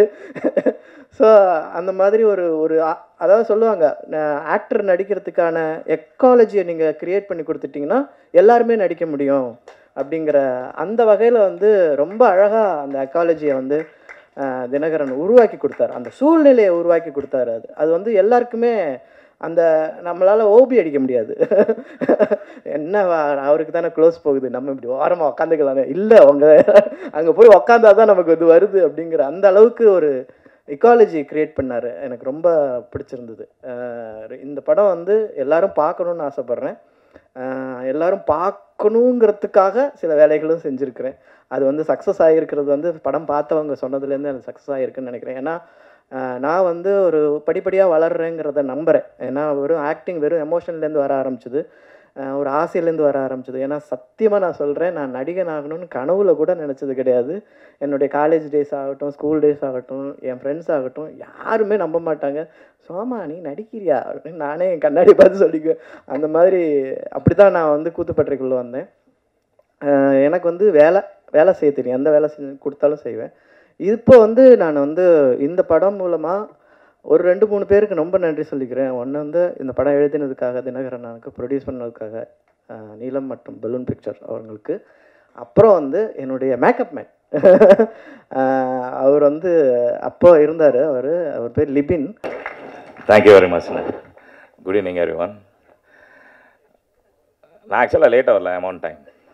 இந்த கூலிங் கிளாஸ் போடுறவங்கெல்லாம் ஒரு தனியாக ஒரு லிஸ்ட் வச்சு, தம்பி ரஞ்சித் முதல்ல, அடுத்தது மிஸ்கின், அடுத்தது நான் அப்படின்னு கூப்பிட்ருக்காங்க. I second whatever Mishkin Anand said about the whole film. And I'm going to pick only a few points out of that, and I'm going to speak to you guys on it. And this film is a very special film for me, because the one which has made me what I am today in whole of India is Sarpeta as a daddy. And I'm very grateful and thankful to Paranjit for giving me that opportunity. Till the film was released, I never thought that film is going to be a hit and it's going to give me great names. But this film is not released yet, but I'm sure that it's going to give me good name and great satisfaction. I came running to be part of this, and it's a beautiful film. And let me make it a little lighter. என்னென்னா மிஷ்கின் அண்ணன் வந்தோன்னா சொன்னாங்க, நிறைய addiction இருக்குது அப்படின்னு சொல்லி. பல விதமான அடிக்ஷன் இருக்குது, டிஃப்ரெண்ட் கைண்ட்ஸ் ஆஃப் அடிக்ஷன். ஆனால் ஒரே ஒரு அடிக்ஷனுக்கு மட்டும்தான் போர்டு போடுவாங்க, மது நாட்டுக்கும் வீட்டுக்கும் கேடு அப்படின்னு. வேறு எந்த அடிக்ஷனுமே கிடையாது. It matters a lot, and it gets into your heart, mind, soul, people, family, and also the environment around you. I'm not saying, or this film is also not preaching that don't drink. The film is giving you hope. That is more important. Life is all about hope, and every religion or every person who is an motivation for you, or people who like you, your mother is a great hope in your life. This film is exactly the same. This film is going to give you hope. ரெண்டு விஷயம் இருக்குங்க. குடிச்சிட்டு ஜாலியாக இருக்கிறது ஒன்று, அதில் இருக்க சந்தோஷம் ஒன்று. குடிக்காமல் ஜாலியாக இருக்கிறது ஒரு சந்தோஷம் ஒன்று. அந்த சந்தோஷத்தை நீங்கள் பார்க்கணுன்னா இந்த படத்தை பாருங்கள். நன்றி, வணக்கம், தேங்க்யூ வெரி மச். ரொம்ப சந்தோஷம், மகிழ்ச்சி உங்களை எல்லாரும் பாட்டில் ராதா அப்படின்ற ஒரு நிகழ்வில் சந்திக்கிறதுல. அண்ட் வந்து ஆக்சுவலி தினகரன் வந்து பயங்கர பிளஸ்டுன்னு நினைக்கிறேன். முக்கியமான சம்பவக்காரங்கள்லாம் இங்கே இருக்காங்க. அவங்களாம் படம் பார்த்துட்டு வந்து தினகரனை விஷ் பண்ணுறது. குறிப்பாக எனக்கு வந்து தமிழ் சினிமாவை வந்து வேறு மாதிரி மாற்றி விட்டவங்க இங்கே வந்து இருக்கிறது, அதுவும் படம் ரிலீஸ் முன்னாடியே வந்து தினகரை ப்ளஸ் பண்ணுறது அப்படின்றது வந்து ரொம்ப சந்தோஷம். நன்றி sir, thank you thank you. Lingusamy sir, Ameer sir, Vetri அண்ணா, மிஸ்கின் அண்ணா, அவங்களெல்லாம் பற்றி பேசி தான் நாங்கள் சினிமாவுக்குள்ளே வந்தோம். நான், தினகர், ஜெய் இருக்கான், 3 பேருமே காலேஜில் படிக்கிறப்பவே வந்து எங்களுக்குள்ளே வந்து இதை பற்றின நிறைய டிஸ்கஷன் இருக்கும். பருத்தி வீரனாக இருக்கட்டும், லைக் வந்து ரன்னாக இருக்கட்டும், அண்ட் வந்து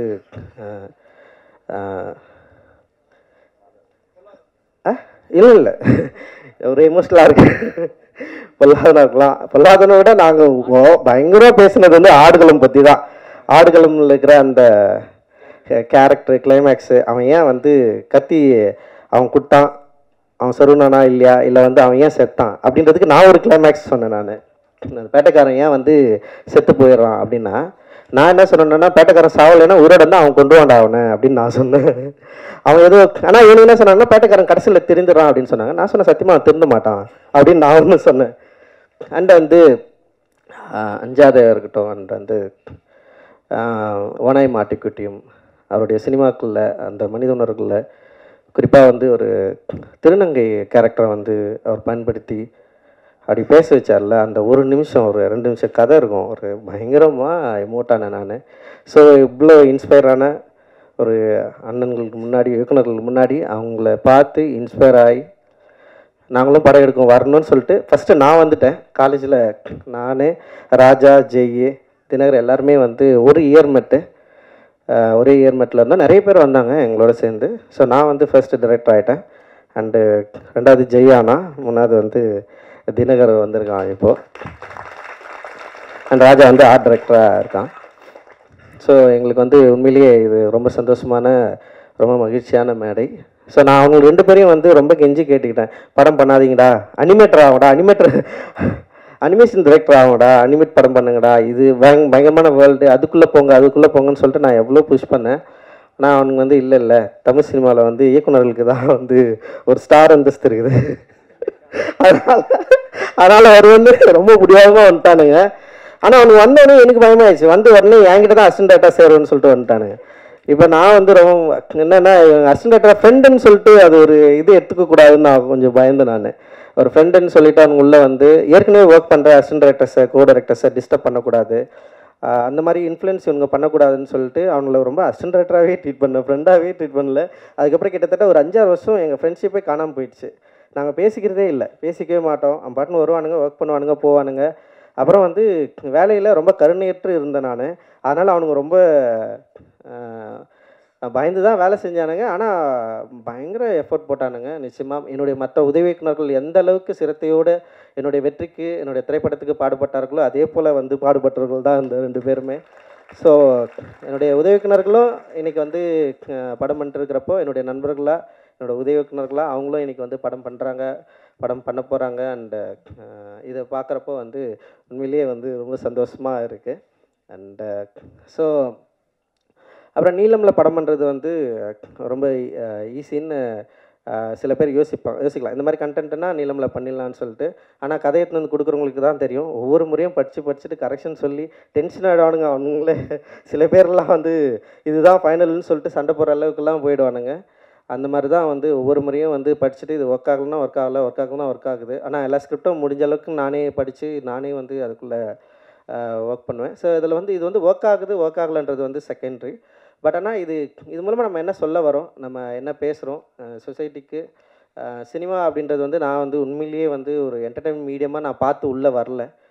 எனக்கு அப்படி ஒரு சினிமாவுக்குள்ளும் பெரிய பரிச்சயமும் இல்லை. நான் பார்த்ததெல்லாம் வந்து நான் நேசித்த திரைப்படங்கள் எல்லாமே மனித உணர்வுகளையும் இந்த சமூகத்தின் மீதும் பெரிய அக்கறை கொண்ட திரைப்படங்கள் தான் என்னை பயங்கரமாக என்னை பாதிச்சுது. அந்த பாதிப்பிலிருந்து தான் நான் சினிமா எடுக்க வந்தேன். ஸோ என்னோடய நீலம் ப்ரொடக்ஷனும் ஸோ அது மாதிரி இருக்கணும். ஸோ என்னோட இந்த உணர்வை சரியாக புரிந்து கொண்டவர்கள் என்னோட சேர்ந்து நிறைய பேர் வந்து ஒர்க் பண்ணிருக்காங்க, நிறைய பேர் வந்து இணை தயாரிப்பாக வந்து சேர்ந்துருக்காங்க. அந்த வகையில் வந்து நந்தகுமார் சார் தொடர்ந்து என்கிட்ட பேசிட்டே இருந்தார். ஸோ அப்படி தான் வந்து நான் அவர்கிட்ட வந்து ஒரு 2 தினகர் தான் வந்து டைரக்டர் முடிவானதுக்கப்புறம் ஒரு 2 கதை வந்து அவங்களுக்கு வந்து அனுப்பிச்சி வச்சேன். ஸோ அதில் வந்து பாட்டில் ராதாவை பண்ணலான்னு சொல்லிட்டு அவங்களும் முடிவு பண்ணாங்க, நானுமே முடிவு பண்ணேன். ஸோ அப்படி தான் இது எடுக்கப்பட்டது. ஸோ தினகர் மேலே எனக்கு கொஞ்சம் பயம்தான் இருந்தது. ஏன்னா அவன் ஷார்ட் ஃபிலிமை பார்த்து பயந்தவன் நான். ஜெய் மேலே எனக்கு அந்த பயம் இல்லை. ஏன்னா ஜெய் வந்து ஒரு டாக்குமெண்ட்ரி பண்ணியிருந்தான், பிவேர் ஆஃப் டாக்ஸ்ன்னு சொல்லிட்டு. பயங்கர அட்டகாசமான ஒரு படம் அது. நான் அவங்ககிட்ட வந்து நீ இப்படி ஒரு ராவா ஆகிடுறான்னா அவன் வந்து பயங்கர என்டர்டெயினாக வந்து ப்ளூ ஸ்டார்னு ஒன்று எடுத்துட்டான்.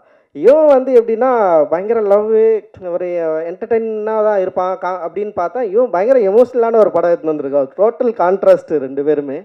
அண்ட் வந்து அதே ஃபஸ்ட் டைம் வந்து நான் படம் பார்த்து முடிச்சதுன்னே வந்து பார்த்தா வெல் எக்யூப்டு ஒரு படமாக அது இருந்தது. டெக்னிக்கலாகவும் சரி, ஆர்டிஸ்ட்டு நடித்தது, ஸோ இதெல்லாம் ரொம்ப என்ஜாய் பண்ணேன். ஏன்னா அவனுடைய ஃபஸ்ட்டு ஷார்ட் ஃபிலிம் பார்த்துட்டு பயங்கர கொடூரமாக இருந்தது. அப்புறம் அவர் டைரக்டராக எவ்வளோ கொடூரக்காரனாக இருந்தான்னு அவனை பற்றி எல்லாருமே சொல்லிட்டு இருந்தாங்க. நடிக்க தெரியாத ஒரு சின்ன பையனை வந்து கொடுமைப்படுத்தியிருக்கான் அவன். அதை பற்றிலாம் என்கிட்ட சொன்னாங்க. எனக்கு கேட்டு சிரிச்சிட்டு இருந்தோம் நாங்கள். அந்த கதை வந்து பயங்கரமான கதை. அந்த ஷார்ட் ஃபிலிம் வந்து ஓகேவான ஷார்ட் ஃபிலிம் தான், அப்படி முடிஞ்சிருக்கோம். பட் ஆனால் வந்து அதை எடுத்த விதம் வந்து பற்றி பேசி பயங்கரமாக சிரிச்சிட்டோம். ஜெய் வந்து ஓடி வந்துட்டான். ஒரு நாள் தான் வேலை செஞ்சேன், ஒரு நாள் 2 நாள் வேலை செஞ்சு ஓடி வந்துட்டான். அவங்க கூடலாம் எவன்டா வேலை செய்வான். ஸோ அந்தளவுக்கு வந்து தினகருடைய கொடுமையை வந்து நான் தான் யோசிச்சேன். நான் சொல்லி அனுப்பிச்சேன், ஸ்பாட்டில் யாரையும் திட்டாதரா, ஆக்டருங்களை திட்டாமல் வேலை வாங்கடா, கொஞ்சம் கவனமாகறா. நான் ஸ்பாட்டுக்கே போகல ஃபஸ்ட்டு, இவன் என்ன பண்ணுறான்னு சொல்லிட்டு அப்படியே வெயிட் பண்ணிட்டேன் தான். அப்புறம் சில ஃபுட்டேஜஸ் பார்த்தோன்னே வந்து பரவாயில்ல இவன் டைரக்டர் ஆகிடுவான்டா அப்படின்ற மாதிரி வந்து எனக்குள்ளே ஒரு கான்ஃபிடென்ட் வந்தது. அந்த கான்ஃபிடென்ட் அடிப்படையில் சரி அப்படியே நான் அவனை வந்து விட்டேன் நான். அப்புறம் பார்த்தா ஒரு பயங்கரமாக இப்படி ஒரு எமோஷ்னலான ஒரு படத்தை வந்து கொடுத்துட்டான். அண்ட் வந்து உண்மையிலேயே எனக்கு ரொம்ப சந்தோஷமாக இருந்தது. ஸோ இந்த படம் நிச்சயமாக வந்து ஆடியன்ஸை என்கரேஜ் பண்ணும், அதே நேரத்தில் வந்து எமோட்டிவாகவும் அண்ட் ஒரு விழிப்புணர்வாகவும் ஆக்கும் அப்படின்றதுல வந்து எங்களுக்கு வந்து ஒரு பெரிய நம்பிக்கை இருக்குது. நான் வந்து 12th படிக்கிறப்போ தனியாக ஒரு நைட்டில் உட்காந்து ஒரு நாள் வந்து சூசைட் பண்ணிக்கலான்னு யோசித்தேன். அது என்னன்னா வந்து இதுதான், அந்த என் வீட்டில் வந்து எங்கள் அம்மா ரொம்ப கஷ்டப்பட்டே இருப்பாங்க, எப்போ பார்த்தாலும் அழுதுனே இருப்பாங்களா, அது வந்து பார்க்கவே முடியாது என்னால். ஸோ அது வந்து திடீர்னு என்னை வந்து பயங்கர ஒரு எமோஷனல் ஆக்கி விட்டுச்சு. அப்புறம் வந்து அந்த மாதிரி ஒரு ஏஜுக்கு போயிட்டேன். அது யாருக்குமே தெரியாது, யார்கிட்ட நான் ஷேர் பண்ணதில்லை, எங்கள் அண்ணன் கூட இங்கே இருக்குது. ஸோ அது வந்து எவ்வளோ கொடுமையானதுன்றதை வந்து நேரடியாக நின்று அனுபவித்தவன். ஸோ இவன் வந்து ஒரு ஸ்கிரிப்ட் அப்படி எடுத்து வந்து கொடுத்தவனே நான் அதை படித்து வந்து எனக்கு பயங்கரமாக என்ஜாய் பண்ணேன் நான். எப்போ அவன் இதை எழுதுனா, எப்படி இந்த லாங்குவேஜை பிடிச்சான், எப்படி இதை பேசுகிறத வந்து அவன் வந்து அந்த டயலாக்ஸை எப்படி அந்த நுவான்சன்ஸை எப்படி வந்து பிடிச்சான். அண்ட் வந்து அதில் வந்து அஞ்சலை இருக்குதுல்ல, அஞ்சலை தான் என் அம்மா. நான் என்னுடைய ஆசையே என்னன்னா, என் அம்மா வந்து கஷ்டப்பட்ட மாதிரி என் பொண்டாட்டி கஷ்டப்படக்கூடாது, என் பிள்ளைங்க கஷ்டப்படக்கூடாது. அதுதான் நான் வந்து பயங்கரமாக, ஏன்னா ஊரில் ஒரு கொண்டாட்டம் ஒரு திருவிழானா எல்லார் வீடும் சந்தோஷமாக இருக்கும். ஆனால் எங்கள் அப்பா எங்களை பயங்கர சந்தோஷமாக, எங்கள் அப்பா மாதிரி எங்களை வளர்த்துறது கிடையாது, யார் வீட்டாண்ட போய் எங்களை நிற்க வச்சது கிடையாது, சாப்பாடுக்கும் சரி படிப்புக்கும் சரி பயங்கரமாக பார்த்துப்பார். எங்களோட ட்ரெஸ் எல்லாம் வந்து எங்கள் அப்பா அவ்வளோ எங்களை பற்றி யோசிப்பார், கல்வியை பற்றி எல்லாத்தையும் பற்றி யோசிப்பார். ஆனால் குடின்னு வரப்போ வந்து அவர் இழந்துருவார் எங்கள் அப்பா. ஆனால் கடைசி காலத்தில் அவர் வாழணும்னு நினச்சார். நான் ஒரு பொசிஷன் வந்ததுக்கப்புறம் இன்னும் கொஞ்ச நாள் நான் உயிரோடு இருக்கணும்டா அப்படின்னு ஆசைப்பட்டார். பட் அவருடைய லிவர் ஃபெயிலியரில் தான் அப்பா வந்து இறந்துட்டார். அது ஆக்சுவலி வந்து ஒரு 6 months டைம் கொடுத்தாங்க, பார்த்தா 1 வீக்லேயே வந்து இறந்துட்டார். ஸோ அது ரொம்ப ஒரு கவலையான ஒரு விஷயமா எனக்கு இருந்தது. ஆனால் தெரில, நான் அந்த டைமில் எங்கள் வீட்டில் வந்து ஒரு ஜிம் மாதிரி செஞ்சு வச்சுருந்தோம். இந்த இடத்துல உட்காந்து ஒரு இருட்டில் வந்து நான் தனியாக உட்காந்து யோசிச்சுட்டு இருந்தேன். பட் ஆனால் அதுக்கப்புறம் வந்து நான் எப்படி அதுலேருந்து மீண்டு வந்தேன்னு எனக்கு தெரில, வெறும் அந்த நிமிஷம் மட்டும் எனக்கு ஞாபகம் இருக்குது. ஸோ அதுக்கப்புறம் நான் பொதுவாக எங்கள் வீட்டில் அதிகமாக இல்லை, எங்கள் அப்பாவுடைய ஸோ இந்த மாதிரியான பிரச்சனைகள் அதிகமாக ஹேண்டில் பண்ணது வந்து எங்கள் அம்மா, எங்கள் அண்ணன், என் தம்பி, இவங்க தான் வந்து பயங்கரமாக அதுக்குள்ளே இருந்தாங்க. நான் வந்து பொதுவாக வீட்டிலே இருக்க மாட்டேன், வெளியிலே தான் இருந்தேன் நான் படித்ததுலேருந்து எல்லாமே. ஸோ அதனால் வந்து ஓரளவுக்கு நான் தப்பிச்சு தான் இருந்தேன் நான். பட் ஆனால் வந்து அந்த எமோஷனை என்னால் படிக்க முடிஞ்சுது. நாட் ஒன்லி என்னோடய அப்பா, தினரோட அப்பா கூட சொல்லலாம். லைக் நிறைய பேரை நாங்கள் அப்படியே கிட்டேருந்து பார்த்துருக்குறோம். அண்ட் வந்து இது குடி நோயின்றதை வந்து அண்டர்ஸ்டாண்ட் பண்ணுறதுக்கே வந்து ரொம்ப நாள் ஆச்சு. குடிகாரங்களை பார்த்தா நமக்கு வந்து கோவம் வரும், ஏன் இப்படி பண்ணுறாங்கன்னா அப்படி கிடையாது. அது ஒரு நோய், ஒரு ஹேபிட்டாக மாறி வந்து அவங்க வந்து அவங்கள இழந்து அவங்க எப்படி வந்து ரியாக்ட் பண்ணுறாங்கன்றதை வந்து சம்டைம்ஸ் வந்து நம்ம அதை அண்டர்ஸ்டாண்ட் பண்ணிக்கிறதுக்கே ரொம்ப டைம் எடுக்கும். ஸோ அப்படி ஒரு படத்தை நம்ம எடுக்கிறோம், அப்படி ஒரு படத்தை வந்து நம்ம வந்து ஹேண்டில் பண்ணுறோம், இது கரெக்டாக கொண்டு போய் சேர்க்கணும் அப்படின்ற ஒரு பயம் இருந்தது. ஆனால் இன்றைக்கி தேதியில் வந்து சின்ன படங்களை கொண்டு வந்து தேட்டரில் சேர்க்கறது வந்து மிகப்பெரிய சவாலாக இருக்குது. அண்ட் ஓடிடிலையும் வந்து இந்த படத்தை வந்து விற்கிறதுங்களும் வந்து பயங்கர சவாலான ஒரு இடத்த நோக்கி நகர்ந்துருக்கு. அந்த தேட்டர் ரிலீஸை வந்து உண்மையிலேயே நினச்சி பார்க்குறப்பவே வந்து ரொம்ப பயமாக இருக்காது. இத்தனை திரைப்படங்களை தயாரித்த நீலம் ப்ரொடக்ஷன் அண்ட் வந்து ஒரு இயக்குனராக பரவலாக தெரிந்திருக்கிற என்கிட்ட இருந்து கூட ஒரு படத்தை வந்து ரொம்ப இலகுவாக ஒரு படத்தை வந்து ரிலீஸ் பண்ணுறது அப்படின்றது ஒரு பெரிய சேலஞ்சிங் வந்து க்ரியேட் பண்ணியிருக்கு. ஆனால் வந்து இந்த சேலஞ்சோட நாங்கள் பயப்படலை. சரி, ஓகே, இப்படி ஒரு சேலஞ்ச் இருக்குது, அதனால் வந்து நம்ம வந்து ஒரு வணிக ரீதியாகவோ இல்லை வந்து அப்படி ஒரு படங்கள் எடுக்கக்கூடாதுன்னு நான் சொல்ல, எனக்கு அதுக்கு எதிரானவன் கிடையாது.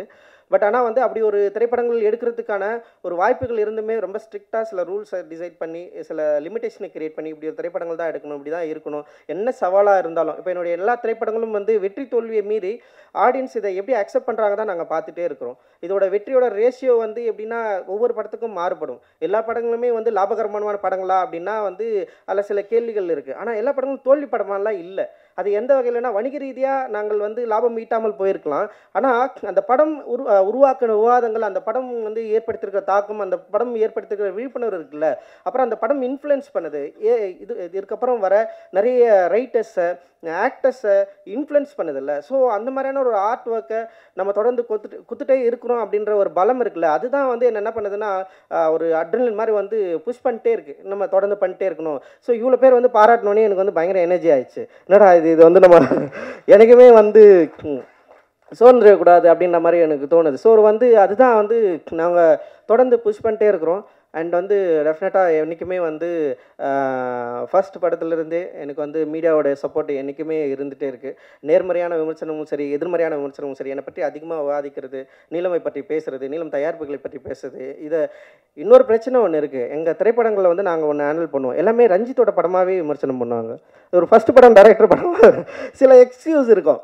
சில நிறுவனங்களில் வர ஃபஸ்ட்டு படம் டைரக்டர்ஸ் வந்து சில எக்ஸ்கியூஸ் பண்ணுவாங்க. சரி, ஓகே, நல்லா இருக்குது, நல்லான்னு சொல்லுவாங்க. ஆனால் நீலம்லேருந்து வர திரைப்படங்களை விமர்சனம் பண்ணுறப்போ வந்து நான் பயங்கரமாக வாட்ச் பண்ணியிருக்கேன். கருணையற்று ரஞ்சித்தோடைய நான் டைரக்ட் பண்ணால் எப்படி ஒரு விமர்சனத்தை நான் வந்து எதிர்கொள்ளணும், அந்த அளவுக்கு வந்து அது வந்து ஃபேஸ் பண்ணப்படும். பட் ஆனால் அது ஒரு சவால் தான். நான் அதுதான் சொல்லுவேன். நான் வந்து அதை வந்து நீங்கள் இப்படி விமர்சனம் பண்ணாதீங்க, இல்லை வந்து நீங்கள் வேறு மாதிரி எங்களுக்கு சப்போர்ட் பண்ணுங்க நான் சொல்லவே மாட்டேன். நீங்கள் இதை பற்றி பேசுவதே வந்து ரொம்ப ஒரு சாதகமான சூழ்நிலையாக நான் வந்து பார்க்குறேன். இந்த படத்தை பற்றி பேசுவதே ஒரு சாதகமான சூழ்நிலையாகவும் ஒரு சப்போர்ட்டாகவும் நான் வந்து பார்க்குறேன். பேசுவது தான் அவசியம். நீங்கள் அது வந்து எதிர்மறையாகவும் பேசலாம், நேர்மறையாகவும் பேசலாம். பேசுவது வந்து ரொம்ப ரொம்ப அவசியம். அந்த பேசுவதற்கான சூழலை தொடர்ந்து உருவாக்கணும். அந்த எனர்ஜியை வந்து நீங்கள் எனக்கு தரணும், எங்களுக்கு தரணும், நிறுவனத்துக்கு தரணும், இங்கே இருக்கிற ஒவ்வொரு படைப்பாளிகளுக்கும் தரணும் அப்படின்றது தான் எங்களோட விருப்பம். ஸோ அதனால் ரொம்ப மகிழ்ச்சி உங்களோட தொடர்ந்து இயங்குவதில். அண்டு இந்த திரைப்படத்தில் வந்து பணியாற்றிய டெக்னீஷியன், ஆர்டிஸ்ட் எல்லாரும் பற்றியும் நீங்கள் வந்து டெஃபினட்டாக நீங்கள் வந்து பேசுவீங்க. அந்த நம்பிக்கை வந்து எனக்கு இருக்குது. என்னோடு மிக உறுதுணையாக இருக்கிற நந்தகுமார் சாருக்கும், பலூன் பிக்சர்ஸ் திரு அருண் அவர்களுக்கும், மற்றும் நீலம் ப்ரொடக்ஷனில் இருக்கிற ஒவ்வொரு தோழர்களுக்கும், குறிப்பாக குணா, பிஆர்ஓ குணாவுக்கு வந்து நான் நன்றி தெரிவிச்சுக்கிறேன். ஒவ்வொரு முறையும் குணாவை நான் வந்து மிஸ் பண்ணுறேன். அப்புறம் வந்து இந்த படத்தை வந்து ரிலீஸ் பண்ணுற ஜெனரஸ் டீமுங்க, அவங்களுக்கும் வந்து இந்தியா முழுக்க மட்டும் எல்லா இடத்துலையும் அவங்க தான் வந்து ரிலீஸ் பண்ணுறாங்க. ஸோ அவங்களுக்கும் வந்து என்னுடைய மிகப்பெரிய நன்றியை தெரிவிச்சுக்கிறேன். அண்ட் எங்களோட இந்த ஓடிடி பிளாட்ஃபார்ம் சப்போர்ட் பண்ணுற திங் மியூசிக் அண்ட் வந்து ஒவ்வொரு முறையும் எங்கள் நிறுவனத்தில் வர பாடல்களை வந்து போட்டி போட்டு வாங்குறதுல திங் மியூசிக் பெரிய ஆர்வம் காட்டுவாங்க. அவங்க தொடர்ந்து பெரிய சப்போர்ட் பண்ணிருக்காங்க. ஸோ அவங்களுக்கு வந்து என்னுடைய மிகப்பெரிய நன்றியை தெரிவிச்சுக்கிறேன். இதில் ஒர்க் பண்ண இங்கே வந்திருக்கிற வாழ்த்து வந்திருக்கிற எல்லாருக்குமே என்னுடைய நன்றிகளை உரித்தாக்குறேன். ரொம்ப ரொம்ப மகிழ்ச்சி. நான் எப்பவுமே ரொம்ப யோசிப்பேன், ஏன்னா நம்ம பெரிதும் மதிக்கிறவர்களை வந்து நம்ம கூப்பிட்றதுக்கு வந்து ஒரு வேலிடான படங்களை பண்ணணும்னு நான் எப்போவுமே யோசிப்பேன். ஸோ அந்த பெரும் திருப்தி எனக்கு இருக்குது. மிஸ்டர் ஜான் விஜய் வந்திருக்காரு லேட்டா. ஓகே, ரொம்ப நன்றி. தேங்க்யூ. ஜெய் பீம். நன்றி. ஜான் விஜய் அவர்களை மேடை கழிக்கிறோம். மது பிரியர்கள் பற்றி இவர் பேச நான் கேட்க வந்திருக்க எல்லாருக்கும் ரொம்ப நன்றி. ஃபஸ்ட்டு ஃபில்மை பற்றி, ஃபில்மில் ஆக்சுவலாக ஃபில்முக்கு ரொம்ப ரொம்ப சின்சியராக ஜென்யூனாக கான்ட்ரிபியூட் பண்ண நிறைய பேர் வந்து மேடையில் இருக்க முடியல. எல்லாருமே அங்கே இருக்காங்க. எனக்கு இந்த நின்றுட்டுருக்க நேரம் முழுக்க நான் அவங்கள தான் யோசிச்சுட்டே இருந்தேன். சுந்தரண்ணாவாக இருக்கட்டும், ஜெயபெருமாள் அண்ணா, ஜெயசுராஜ் அண்ணா, நிறைய பேர் ரொம்ப செகண்டரி கேரக்டர்ஸாக மாதவி இருக்காங்க. எல்லாருமே ரொம்ப ரொம்ப ரொம்ப ரொம்ப அன்பரசி, ரொம்ப முக்கியமான ஒர்க்கு எனக்காக அவ்வளோ ஒர்க் பண்ணி கொடுத்துருக்காங்க. எல்லாரையும் நேம் பண்ண முடியல. But I have highest respect and love towards each and every one of you. So ரொம்ப நன்றி. இங்கே அதே மாதிரி சினிமோட்டோகிராஃபி ரூபேஷ் அவரோட அசோசியேட்ஸ் எல்லாம் இருக்காங்க. ரூபேஷ் இங்கே வர முடியல, கல்கட்டாவில் இருக்கான். அவங்க எல்லாருக்கும் நன்றி. ஃபஸ்ட்டு நான் ஃபில்மை பற்றி அது நிறைய இன்டர்வியூஸில் பேசியிருக்கேன். பட் எனக்கு இப்போது ஃபஸ்ட்டு நம்ம சீஃப் கெஸ்ட் அவங்கள தேங்க் பண்ணுறது தான் ரொம்ப இம்பார்ட்டன்ட் நான் நினைக்கிறேன். ஏன்னா இது ரொம்ப ஒரு சின்ன ஒரு சென்சிபிளான ஃபில்மு.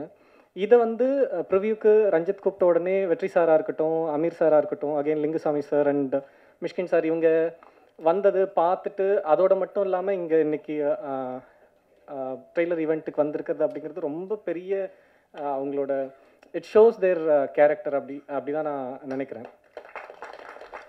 ஏன்னா இந்த 4 பேருமே வந்து ஆக்சுவலாக லிங்குசாமி சார் வந்து ரஞ்சித் விபி சார் கிட்ட சேர்றதுக்கு முன்னாடி அவர்கிட்ட தான் சேரணும் அப்படின்னு பயங்கரமாக ட்ரை பண்ணிட்டு இருந்து வெங்கட்பிரபு சார்கிட்ட கேட்டதே வந்து லிங்குசாமி சார்கிட்ட நான் அசஸ் பண்ணணும் அப்படின்ற மாதிரி தான் ஃபஸ்ட்டு போய் கேட்டிருந்தான் காலேஜ் முடித்த டைமில்.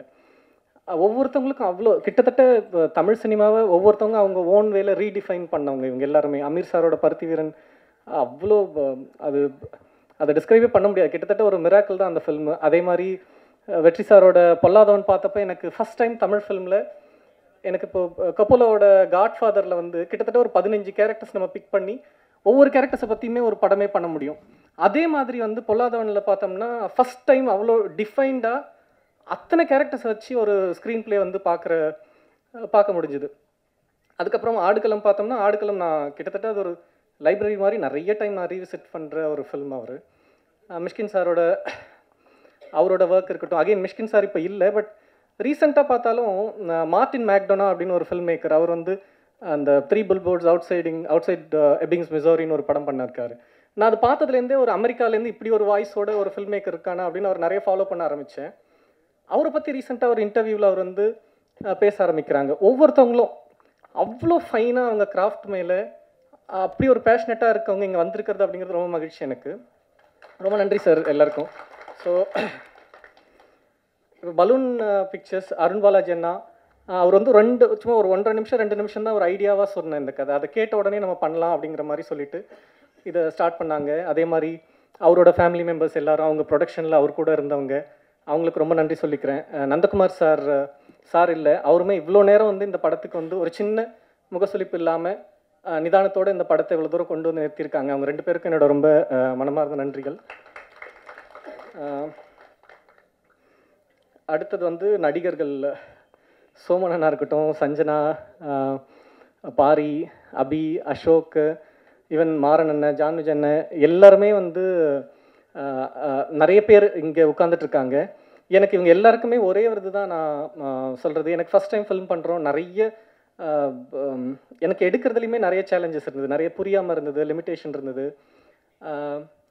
அதே மாதிரி எனக்கு எங்கேயாவது ஒரு இடத்துல ஏதோ ஒரு வார்த்தை அவங்க தவறாக பேசினா கூட என்னால் அதை அக்செப்ட் பண்ணவே முடியல. திரும்ப ரீடேக் போயிட்டே இருந்தேன். யாருமே வந்து இவன் என்ன இப்படி பண்ணுறானே அப்படிங்கிற மாதிரி இருந்ததே கிடையாது. நான் என்ன கேட்டாலும் எப்படி பண்ணாலும் இப்போ ஆச்சரியமாகவும் இருக்குன்னு வச்சுக்கோங்களேன். எல்லா டைமும் அப்படியே பண்ணிகிட்டே இருந்தாங்க. ஜான்விஜனெல்லாம் ரொம்ப எனக்கு ரொம்ப பிரமிப்பாக இருக்கும். 11 மணிக்கு ஆரம்பித்து 12, 1, 2, 2:30, 2:45 தான் அந்த ஷாட்டை நான் ஓகே பண்ணுறேன். திரும்ப திரும்ப திரும்ப திரும்ப கிட்டத்தட்ட ஒரு 24-25 டேக் போகுது. அது எக்ஸாஸ்ட் ஆகிட்டாரு. எனக்குமே என்ன பண்ணுறதுனே புரியல. கடைசியாக வந்து ஓகே பண்ண டேக் வந்து பார்த்துட்டு ஓகே இது ஓகேவாடா அப்படின்ற மாதிரி போன ஒரு இது இருக்குல்ல, அவரோட லெவல் அவங்க எவ்வளோ ஒர்க் பண்ணியிருக்காங்க. அதே தான் சோமனனாக இருக்கட்டும். அதே மாதிரி கிட்டத்தட்ட எல்லா ஆக்டர்ஸ்க்குமே அந்த மாதிரி ஒரு ஒரு சூழல் இருந்தது. சேம் டைம் 1-2 டேக்லேயுமே ஃபைனாக பண்ணியிருந்தாங்க. அது ஓகே பண்ணுற ஒரு இதுவும் இருந்ததுன்னு வச்சுக்கோங்களேன். அவங்க எல்லாருக்குமே ரொம்ப நன்றி சொல்லிக்கிறேன். எல்லாரையும் நேம் பண்ண முடியல, ரொம்ப டைம் ஆகிடுச்சு, தவறாக எடுத்துக்காதீங்க. அண்ட் ரூபேஷ் கேமராமேன், கிஷோர் தான் வந்து ரூபேஷை அறிமுகப்படுத்தினார் எனக்கு. நட்சத்திரம் நகர்கிறது தங்கலானோட கேமராமேனு. ரூபேஷ் இப்போ இங்கே இல்லை. பட் இந்த ஃபிலிம் பண்ணிவிட்டு ரொம்ப டைம் ஆகிடுச்சு. ஐ மீன் ஒரு 1.5 இயர் டைமுக்கு முன்னாடி நம்ம ஷூட் முடிச்சிருந்தோம். இப்போவுமே இந்த ஃபில்மோட கிராஃப்ட்டை இதை வந்து வேல்யூ பண்ண முடியுது அப்படின்னா இதோட ஜென்யூன் ஹீரோ அப்படிங்கிறது டெஃபினட்டாக Rupesh, production designer Raja and எடிட்டராக வந்து கிட்டத்தட்ட எடிட்டரோட ரோலுங்கிறது நான் படம் ஆரம்பிக்கிறதுக்கு முன்னாடி வேறவா நினச்சிருந்தேன். ஆனால் எடிட்டில் ஒர்க் பண்ணும்போது தான் லைக் அவர் ஒரு டைரக்டரோட ஹாஃப் ஆஃப் த ரெஸ்பான்சிபிலிட்டி அவர் தான் எடுத்திருந்தார். அதே மாதிரி ஸ்க்ரீன் பிளேலையுமே கிட்டத்தட்ட ரீரைட் பண்ணுற ஒரு விஷயத்தை அந்த விஷன் வந்து சங்கத்தமிழனுக்கு இருந்தது. அவங்களோட ஒர்க் எல்லாம் அவுட்ஸ்டாண்டிங்கான ஒர்க். அவங்களுக்கு ரொம்ப நன்றி சொல்லிக்கிறேன். அகெயின் ஷான் பற்றி பேசணும். ஷான் வந்து நான் அந்த முண்டாசுப்பட்டி கேட்டதுலேருந்தே அவரோட அந்த மியூசிக், அந்த சாய்ஸ் ஆஃப் இது வந்து எனக்கு ரொம்ப பிடிக்கும். அவரோட ஒர்க் பண்ணோம் அப்படின்னு சொல்லிட்டு இது கமிட் பண்ணும்போது ஜெய்பீம் பண்ணியிருந்தாங்க. எனக்கு அந்த மண்ணிலே ஈரமுண்டு சாங்கு கேட்டு வந்து ரொம்ப பிடிச்சிருந்தது. தலைகோதுமில காத்து அதுவும் ரொம்ப பிடிச்சிருந்து வச்சுக்கோங்களேன். ஸோ அவரோட ஒர்க் பண்ணணும்னு சொல்லி போயிட்டு அவரோடவும் சில இது எனக்கு நிறைய போயிட்டு வந்துட்டே இருக்கும். அவரும் அவ்வளோ அக்காமடேட்டிவாக இருந்து ஒர்க் பண்ணி கொடுத்தாங்க. சாங்ஸ் எல்லாம் தாண்டி பேக்ரவுண்ட் ஸ்கோராக வந்து அவர் ரொம்ப அந்த ஜென்யூனாக ஃபில்மை புரிஞ்சுக்கிட்டு, முக்கியமாக வந்து எங்கே பார்த்தாலும் போட்டு மியூசிக்கை போட்டு ஃபில் பண்ணுற மாதிரிலாம் இல்லாமல் மேக்ஸிமம் இங்கெல்லாம் சைலன்ஸ்ன்ற மாதிரி நானும் அப்படி தான் யோசிப்பேன். அவரும் அந்த சைலன்ஸை வந்து புரிஞ்சுக்கிட்டு அந்த சென்ஸில் 2 பேரும் ஒரே பேஜில் ஒர்க் பண்ணுறதுங்கிறது எனக்கு ரொம்ப பிடிச்சிருந்தது. ரொம்ப நன்றி ஷான். அண்ட் லிரிசிஸ்ட் உமாதேவி தோழர் இருக்காங்க, தனிக்கொடி, ரமேஷ் வைத்தா தோழர், அப்புறம் பாக்கியம் சங்கர், அறிவு, இவங்க எல்லாருமே ரொம்ப ஒண்டர்ஃபுல்லாக ஒர்க் பண்ணி கொடுத்துருக்காங்க. Thanks again. Dance master Sandy master, sound design Suren and அழகிய குத்தன் அவங்க, அப்புறம் லிஜு பிரபாகர் டிஐ பண்ணி கொடுத்துருக்காங்க. லிஜுவோட நான் போகும்போது எனக்கு என்னென்னா இது ஒரு ஃப்ளாட்டாக ஹோல் ஃபில்முக்கான கலர் டோனாக இருக்கக்கூடாது. சீக்வன்ஸ் பேஸ் பண்ணி இண்டிவிஜுவலாக கலர் இருக்கணும். ஒவ்வொரு சீக்வன்ஸ்க்கும் ஒரு இமோஷன் இருக்குது. எனக்கு கலர் பேலட்டுமே அப்படி தான் இருக்கணும்னு சொல்லிட்டு அதே மாதிரி ஃப்ளாஷ்பேக்குக்கு நான் ஒரு கலர் பேலட் கொடுத்துருந்தேன். அது அவங்க பண்ணதே கிடையாது, என்னால் அப்படி பண்ண முடியாது அப்படின்னாங்க. நான் எக்ஸாஜரேட் பண்ணி எனக்கு அப்படி தான் வேணுன்ற மாதிரி சொல்லி வாங்கியிருந்தோம். அவருமே ரொம்ப சப்போர்ட்டிவாக ஒர்க் பண்ணாங்க. அகெயின் நீலம் ப்ரொடக்ஷன் சைடில் இருந்த ப்ரொடக்ஷன் மேனேஜர்ஸ் எல்லாருக்குமே நன்றி சொல்லிக்கிறேன். ராகேஷ் அண்ணா, விக்னேஷ், ரூபேஷ், சஞ்சய், சிவா ப்ளஸ் சிவகுமார் எல்லாருக்கும் thanks. And beetroot Sudheer and his team and PRO Guna அவரோட டீமுக்கு தேங்க்ஸ் சொல்லிக்கணும். ப்ளஸ் என்னோட ஏடிஸு அவங்களோட ஒர்க் அப்படிங்கிறது என்னோட கொஞ்சம் சிரமம் தான் ஒர்க் பண்ணுறது. ஆக்சுவலாக அவங்க ரொம்ப பொலைட்டாக, நான் ஹாஷாக கத்தி அப்படின்றது இல்லை, பட் ரொம்ப ஸ்பெசிஃபிக்காக ரொம்ப டிமாண்டிங்காக இருக்கும். அதை கரெக்டாக புரிஞ்சுட்டு ஒர்க் பண்ணி கொடுத்து இவ்வளோ லாங் டைமுக்கும், எஸ்பெஷலி தினேஷ், கோபிலாம் வந்து இவ்வளோ நேரம் இருந்து இந்த செகண்ட் வரலாம் இந்த ஃபில்மை ஷோல்டர் பண்ணுறாங்க. அதே மாதிரி ஒவ்வொரு அசிஸ்டண்ட்ஸும், கோபி, சின்ன கோபியாக இருக்கட்டும், ரவியாக இருக்கட்டும், ஜெய்தோழராக இருக்கட்டும், வீரா ப்ளஸ் காசிம், பிரவீன் ப்ளஸ் ரமேஷ் வந்து என்னோட கபாலியில் கூட ஒர்க் பண்ணாங்க. நான் இந்த படத்துக்கு ஒர்க் பண்ணணும்னு சொல்லி ரெக்வஸ்ட் பண்ணி கூப்பிட்டுருந்தேன். அவ்வளோ தூரம் டைரக்டராக கூட இருந்து ஹெல்ப் பண்ணாங்க. இவங்க எல்லாராலையும் தான் இந்த ஃபில்ம் அப்படிங்கிறது சாத்தியமாயிருக்கு. அவங்களுக்கு நன்றி. ஸோ இந்த ஃபில்மோட ஸ்டார்ட்டை பற்றி நான் பேசணும்னு நினைக்கிறேன். அவன் வந்து ஆக்சுவலாக இப்போது என்னோடய ஃப்ரெண்டு, அவன் நேம் பண்ண வேண்டாம், அவனோட கிரவுண்டில் உட்காந்து பேசிகிட்டு இருக்கும்போது தான் இதோட ஸ்பார்க் ஸ்டார்ட் ஆச்சு இந்த கதை எழுதுறதுக்கு. இப்போ ஒரு 2 months முன்னாடி அவனை ரீஹேபில் சேர்க்க ட்ரை பண்ணி அவன் ஓடி போயிட்டு நிறைய confusions and challenges, AA meeting கூப்பிட்டு போய் அவனை உட்கார வச்சு, அவன் இன்னைக்கு காலையிலையும் கால் பண்ணுறேன், இந்த இதுக்கு ஈவெண்ட் இருக்குடா வாடா அப்படின்னா ஃபோன் எடுக்கல, எங்கே இருக்கான், நான் மறுபடியும் சென்டரில் சேர்க்க போகிறேன்னு நினச்சி கூட அவன் வந்து என் ஃபோனை எடுக்காமல் இருந்திருப்பான்னு நினைக்கிறேன். ஸோ அங்கே தான் இது ஆரம்பிச்சுது. நிறைய ஆல்கஹாலிக் அனானிமஸ் மெம்பர்ஸ் அவங்க எல்லாரையும் மீட் பண்ணி அவங்களுக்கு நான் இந்த ஸ்டேஜில் தேங்க் பண்ணிக்கணும்னு நினைக்கிறேன். நம்ம ஒருத்தவங்க ஒரு ஃபெல்லோ ஹியூமன் கிட்ட சொல்லவே முடியாத எல்லா டார்க்கஸ்ட் சீக்ரெட்ஸையும் சேலஞ்சஸையும் என்னை நம்பி அவங்க ஓப்பன் அப் பண்ணாங்க. அதெல்லாம் சேர்ந்து தான் இந்த ஒரு ஒர்க். ஆக்சுவலாக என்னோட ஃபர்ஸ்ட் ஃபில்ம் நான் வந்து என்னோட அடுத்த படமாக தான் நான் நினைக்கிறேன். பிகாஸ் இந்த படத்துக்கு அவ்வளோ ரிசர்ச் மெட்டீரியல் அவ்வளோ பேர் ஓப்பனாகவே என்கிட்ட ஷேர் பண்ணியிருந்தாங்க. எனக்கு என்னோட அடுத்த ஃபில்ம் தான் வந்து ஒழுங்காக பண்ணணும், சின்சியராக இதை எப்படி எழுத போகிறோன்ற மாதிரி எனக்கு இப்போவே அதை பற்றி இது இருக்குது. இதுக்கு எனக்கு அவ்வளோ மெட்டீரியல் அவ்வளோ விஷயம் கிடச்சிது. அது ஜெயஸ்ராஜ் அண்ணா, சுந்தர் அண்ணா, அசோக் சார், கிரேஸ் ஃபவுண்டேஷன், நிறைய ரீஹேப் சென்டரில் இருக்கவங்களுக்கு எல்லாமே நன்றி சொல்லிக்கிறேன். ஸோ டிசைனர் சிவகுமார், அவருக்கும் தேங்க் பண்ணிக்கணும். அவரோட ஒர்க் தான் இப்போ ஃபில்முக்கான ஒரு இம்ப்ரெஷனை உருவாக்கியிருக்கு. Thanks to Siva. So family, அப்பா அம்மா, ஒய்ஃபு, குழந்தைங்க, மாமா, சித்தப்பாலாம் வந்திருக்காங்க. ஸோ இது ரொம்ப டஃப் ஆக்சுவலாக ஃபில்ம் மேக்கராக இருக்கிறத விட வந்து ஃபில்ம் மேக்கர் கூட வாழறதுங்கிறது இன்னும் ரொம்ப கஷ்டம் ஆக்சுவலாக. அதுவும் பெண்கள், அம்மா, மனைவி, அவங்க வந்து என்ன சொசைட்டி வந்து வேறு மாதிரி எவ்ரி மந்த் அவங்கவுங்க பெரிய லெவலில் ஏர்ன் பண்ணுவாங்க, வீடு வாங்குவாங்க, சொத்து வாங்குவாங்க. பட் ஃபில்ம் மேக்கரோட வேர்ல்டுங்கிறது வந்து நான் இன்றைக்கி இந்த மாதம் என்னெல்லாம் நாவல் படித்தேன், என்ன ஃபில்ம் பார்த்தேன், என்னோடய ஒர்க்கெல்லாம் விர்ச்சுவலாகவே இருக்கும். நம்ம எதுவுமே மெட்டீரியலாக யாரோடும் எதையும் பேசிக்க முடியாதுன்னு வச்சுக்கோங்களேன். பட் என்ன சரியாக புரிஞ்சுக்கிட்டு எனக்கு இவ்வளோ டைமும் வந்து சப்போர்ட் பண்ணுறது, அவங்களோட ப்ரெசன்ஸ், அவங்களால தான் வந்து நான் இன்றைக்கி இங்கே இருக்கிறது அப்படிங்கிறது வந்து அவங்களுக்கு நன்றி சொல்லிக்கிறேன். ஸோ அண்ட் முக்கியமாக வந்து என்னோட மென்டர் டாக்டர் தைசக்கு கேதா அண்ட் மை சோகா family, thanks to them. Plus friends Kandasamy, Saravanan, Vasanth, நிறைய பேர், மோகன் நுகுலா இருக்காங்க, குணா அண்ணா இருக்காங்க, எல்லாருக்கும் நன்றி. எனக்கு ஆக்சுவலாக இப்போ தான் தப்பாக எடுத்துக்காதீங்க, கொஞ்சம் இதெல்லாம் சொல்லி முடிச்சிடணும் அப்படின்னு பார்த்தேன் நான். இப்போ ஃபில்ம் மேக்கராக இவால்வ் ஆனது, அதுக்கான ஃபஸ்ட்டு கிராட்டிடியூட் அண்ட் தேங்க் பண்ணுறது அப்படிங்கிறது வந்து ரஞ்சித்தோட சேர்ந்தது. ரஞ்சித் டீமுக்கு தான் நான் இது பண்ணணும். ஏன்னா நான் அனிமேஷன் சைடில் ஒரு 7-8 வருஷம் இருந்துட்டு வரும்பொழுது சுத்தமாக எதை பற்றியுமே, எந்த ஒரு பொலிட்டிக்கலாகவும் சோஷியலை பற்றி எதுவுமே தெரியாதுன்னு வச்சுக்கோங்களேன். இங்கே வரும்போது பார்த்தோம்னா எல்லாமே மாஸ்டர்ஸ் தான் கிட்டத்தட்ட.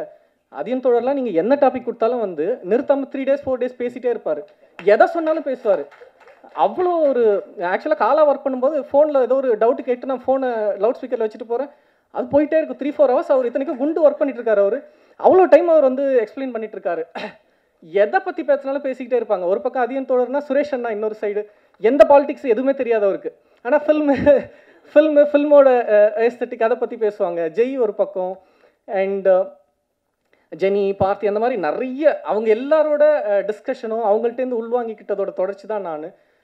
அதுலேயுமே நிறைய பேர் நேம் பண்ண முடியல, ஃப்ராங்க்லின் இருக்கான், மோசஸ் எல்லாம் இருக்காங்க, எல்லாருக்குமே நன்றி சொல்லிக்கிறேன். ஸோ மகிழ்நன், சுரேஷ்னா, Parthi, Jeni, Raja, Velavan, Moses, Murali sir, Kishore, art director Ramalingam, அவங்க எல்லாருமே அவங்களோட இருந்து நம்ம கற்றுக்கிட்டது, உள்வாங்கிக்கிட்டது தான். ஸோ ஃபைனலாக வந்து ஐ கெஸ் எல்லாமே சொல்லிட்டேன்னு நினைக்கிறேன். இப்போது முடிச்சிட்டுமா, ரஞ்சித் பற்றி பேசணும். ஆக்சுவலாக இதுதான் மோஸ்ட் இம்பார்ட்டண்ட்டு. ஏன்னா ரஞ்சித், இந்த ஃபில்ம் ஆக்சுவலாக ரஞ்சித் இல்லைனாலும் நடந்திருக்கும். ரஞ்சித்தோட நான் சேரனா கூட ஃபில்ம் மேக்கராவோ இல்லை அனிமேட்டராக இல்லை அனிமேட்டட் சீரிஸ் பண்ணிவிட்டு ஏதோ ஒரு விஷயம் பண்ணிட்டு இருப்பேன்னு வச்சுக்கோங்களேன். ஆனால் ரஞ்சித் கிட்டேருந்து நான் கற்றுக்கிட்டது அப்படிங்கிறது வந்து பாட்டில் ராதா மாதிரி நான் அனிமேஷன் சைடில் நிறைய இன்டர்நேஷ்னல் ப்ராஜெக்ட்ஸ் அந்த மாதிரி பண்ணிட்டு இருந்த ஒருத்தவன். முழுக்க அந்த பிக்சார், டிஸ்னி அவங்களோட ஒர்க்ஸும் அதிகபட்சம் போனால் மியாசக்கியோட ஃபிலிம்ஸ் பார்க்குறது அப்படி தான் இருக்கும். முதல்ல நம்மோட மொழி பற்றி, நம்மோட மக்களை பற்றி, நம்ம வாழ்க்கையை பற்றி, அதோட சிக்னிஃபிகன்ஸஸை புரிஞ்சிக்கிற அந்த பார்வை வந்து எனக்கு 100%, அதுதான் என்னோட பிக்கஸ்ட் கிஃப்ட். பிக்கஸ்ட் குட் ஃபார்ச்சுனாக நான் நினைக்கிறேன் ரஞ்சித் கிட்டேருந்து புரிஞ்சுக்கிட்டது. அதுதான் என்ன இந்த இடத்துக்கு நகர்த்திருக்கு. இல்லைன்னா நானும் வந்து பாட்டில் ராதா இங்கே என்னோட டீமில் ஒர்க் பண்ண நிறைய பேர் அவங்க ரிலேட்டிவ் ரீஹாப்லலாம் சேர்த்துருக்காங்க. இதை கதையாக பண்ணணுன்ற அந்த மனம் வந்து அது இங்கேருந்து தான் உருவாச்சு. அதுக்கு தான் நான் நன்றி சொல்லணும் அப்படின்னு நினைக்கிறேன். இன்னொன்று வந்து ஒரு டைரக்டர் ப்ரொடியூசர்கிட்ட பேசவே கூடாத தவிர்க்கிறது எல்லாமே வந்து நான் பேசியிருப்பேன். ஃபஸ்ட்டு டே வந்து ஷூட் ஆரம்பிக்கிறதுக்கு முன்னாடி நைட்டு ஃபோன் பண்ணியிருந்தான், இந்த மாதிரி காலைல வந்துடுறேன்டா அப்படின்ற மாதிரி. நான் சொன்னேன், தயவுசெய்து நீ வராத, எனக்கு வந்து ஏற்கனவே பதட்டமாக இருக்கும், நீ வந்தனா அதுக்கப்புறம் இன்னும் வந்து என்னால் அதை ஹேண்டிலே பண்ண முடியாது அப்படின்னு. அவன் 25 நாள் பொறுத்து தான் ஷூட்டுக்கே வந்தான். வந்துட்டு கொஞ்சம் டைம் இருந்துட்டு போயிட்டான்னு வச்சுக்கோங்களேன். அதுவாக இருக்கட்டும். அண்ட்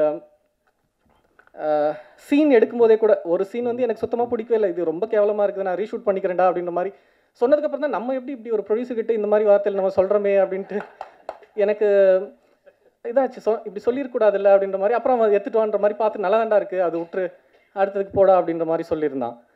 அடுத்து வந்து ஒரு சீன் எடுக்கிறேன், 6 பக்க சீன். அது எப்படி எடுக்கிறதுனே புரியவே இல்லை. நைட் மறுபடியும் ஃபோன் பண்ணி, இவ்வளோ பெரிய பேஜாக இருக்குடா, இது எப்படா எடுப்பேன் அப்படின்ற மாதிரி சொல்லி கேட்டு அதுக்கு அதை பிரேக் பண்ணி எப்படி போகணும் அப்படிங்கிற மாதிரி அவன் ஷேர் பண்ணது இருக்குன்னு வச்சுக்கோங்களேன். ஸோ இது எல்லாமே வந்து இந்த ஸ்பேஸ் வந்து ரஞ்சித் வந்து எனக்கு கொடுத்ததுனால தான் இது வந்து என்னால் நிகழ்த்த முடியுதுன்னு வச்சுக்கோங்களேன். அது எனக்கு மட்டும் இல்லை, என்ன மாதிரி எவ்வளோ பேர் எவ்வளோ லைஃப்பை வந்து எம்பவர் பண்ணுற விஷயம் ரஞ்சித் தொடர்ந்து பண்ணிகிட்டே இருக்கான். ரொம்ப மகிழ்ச்சி, நன்றி அதுக்கு. ஃபைனலாக நான் ரஞ்சித் பற்றி எனக்கு எப்பவுமே புத்திசமில் ஒரு எனக்கு பிடிச்ச பேசேஜ் ஒன்று இருக்கும். அதாவது ஷக்கிமுனி புத்தாவும் ஆனந்தாவும் வந்து அவங்களோட டைமில் நடந்து போயிட்டுருப்பாங்க, ஒரு வில்லேஜை கிராஸ் பண்ணுவாங்க. அப்போ வந்து ஆனந்தா வந்து அந்த வில்லேஜில் குழந்தைங்க விளையாடிட்டுருப்பாங்க, பயங்கர ஹாப்பியாக சிரித்து சேஃப்லாக விளையாடிட்டுருப்பாங்க. அப்போ வந்து ஆனந்தா வந்து புத்தாவிட்ட கேட்பார், இந்த மாதிரி புத்தா இந்த மாதிரி ஹாப்பியாக வாழ்க்கை வாழறதுக்கு ஃப்ரெண்ட்ஷிப்பும் ஒரு ரீசன் தானே அப்படின்ற மாதிரி சொல்லுவாங்க. புத்தா அதை கேட்டுட்டு வந்து ஆனந்தாட்ட சொல்லுவாங்க, இல்லை ஆனந்தா நீ சொல்கிறது தப்பு, ஃப்ரெண்ட்ஷிப்பும் ஒரு ரீசன் கிடையாது, ஃப்ரெண்ட்ஷிப் தான் எல்லாமே, friendship is the primary reason for happiness and joyful life அப்படின்ற மாதிரி சொல்லுவாங்க. ஸோ என்னோடய லைஃப்பில் நான் ஆக்சுவலாக காலேஜ் படிக்கும்போது 4 வருஷமும் பழனிக்கு பாத யாத்திரை போயிட்டு பட்டைக்கிட்டலாம் போட்டு சுற்றிட்டு இருந்த ஒரு ஆள் தான் வச்சுக்கோங்களேன். மாமா வேறு இருக்கார், அவர் தான் குருசாமி. ஸோ லைஃப் வந்து இப்போ பார்க்குறோன்னா நமக்கு சுத்தமாக அந்த ஏரியாவுக்கும் நமக்கு சம்மந்தமே இல்லாத மாதிரி ஒரு இதாகிடுச்சு. ஸோ இந்த பாசிட்டிவான ஒரு இடத்துக்கு லைஃப் அப்படி நகர்ந்துருக்கு அப்படிங்கிறது வந்து அந்தளவுக்கு என்னோடய லைஃப்குள்ளே வேல்யூ க்ரியேட் பண்ணியிருக்கான். ஸோ அதை நான் ரீபே பண்ணுறது அப்படிங்கிறது இன்னும் நிறைய லைஃப்பை எம்பவர் பண்ணுறதுக்கு என்னோடய ஒர்க்கை பயன்படுத்துறதுக்காகவும் என்னோடய லைஃப்பை பயன்படுத்துறதுக்காகவும் இருக்கிறது தான் சரின்னு நான் நினைக்கிறேன்.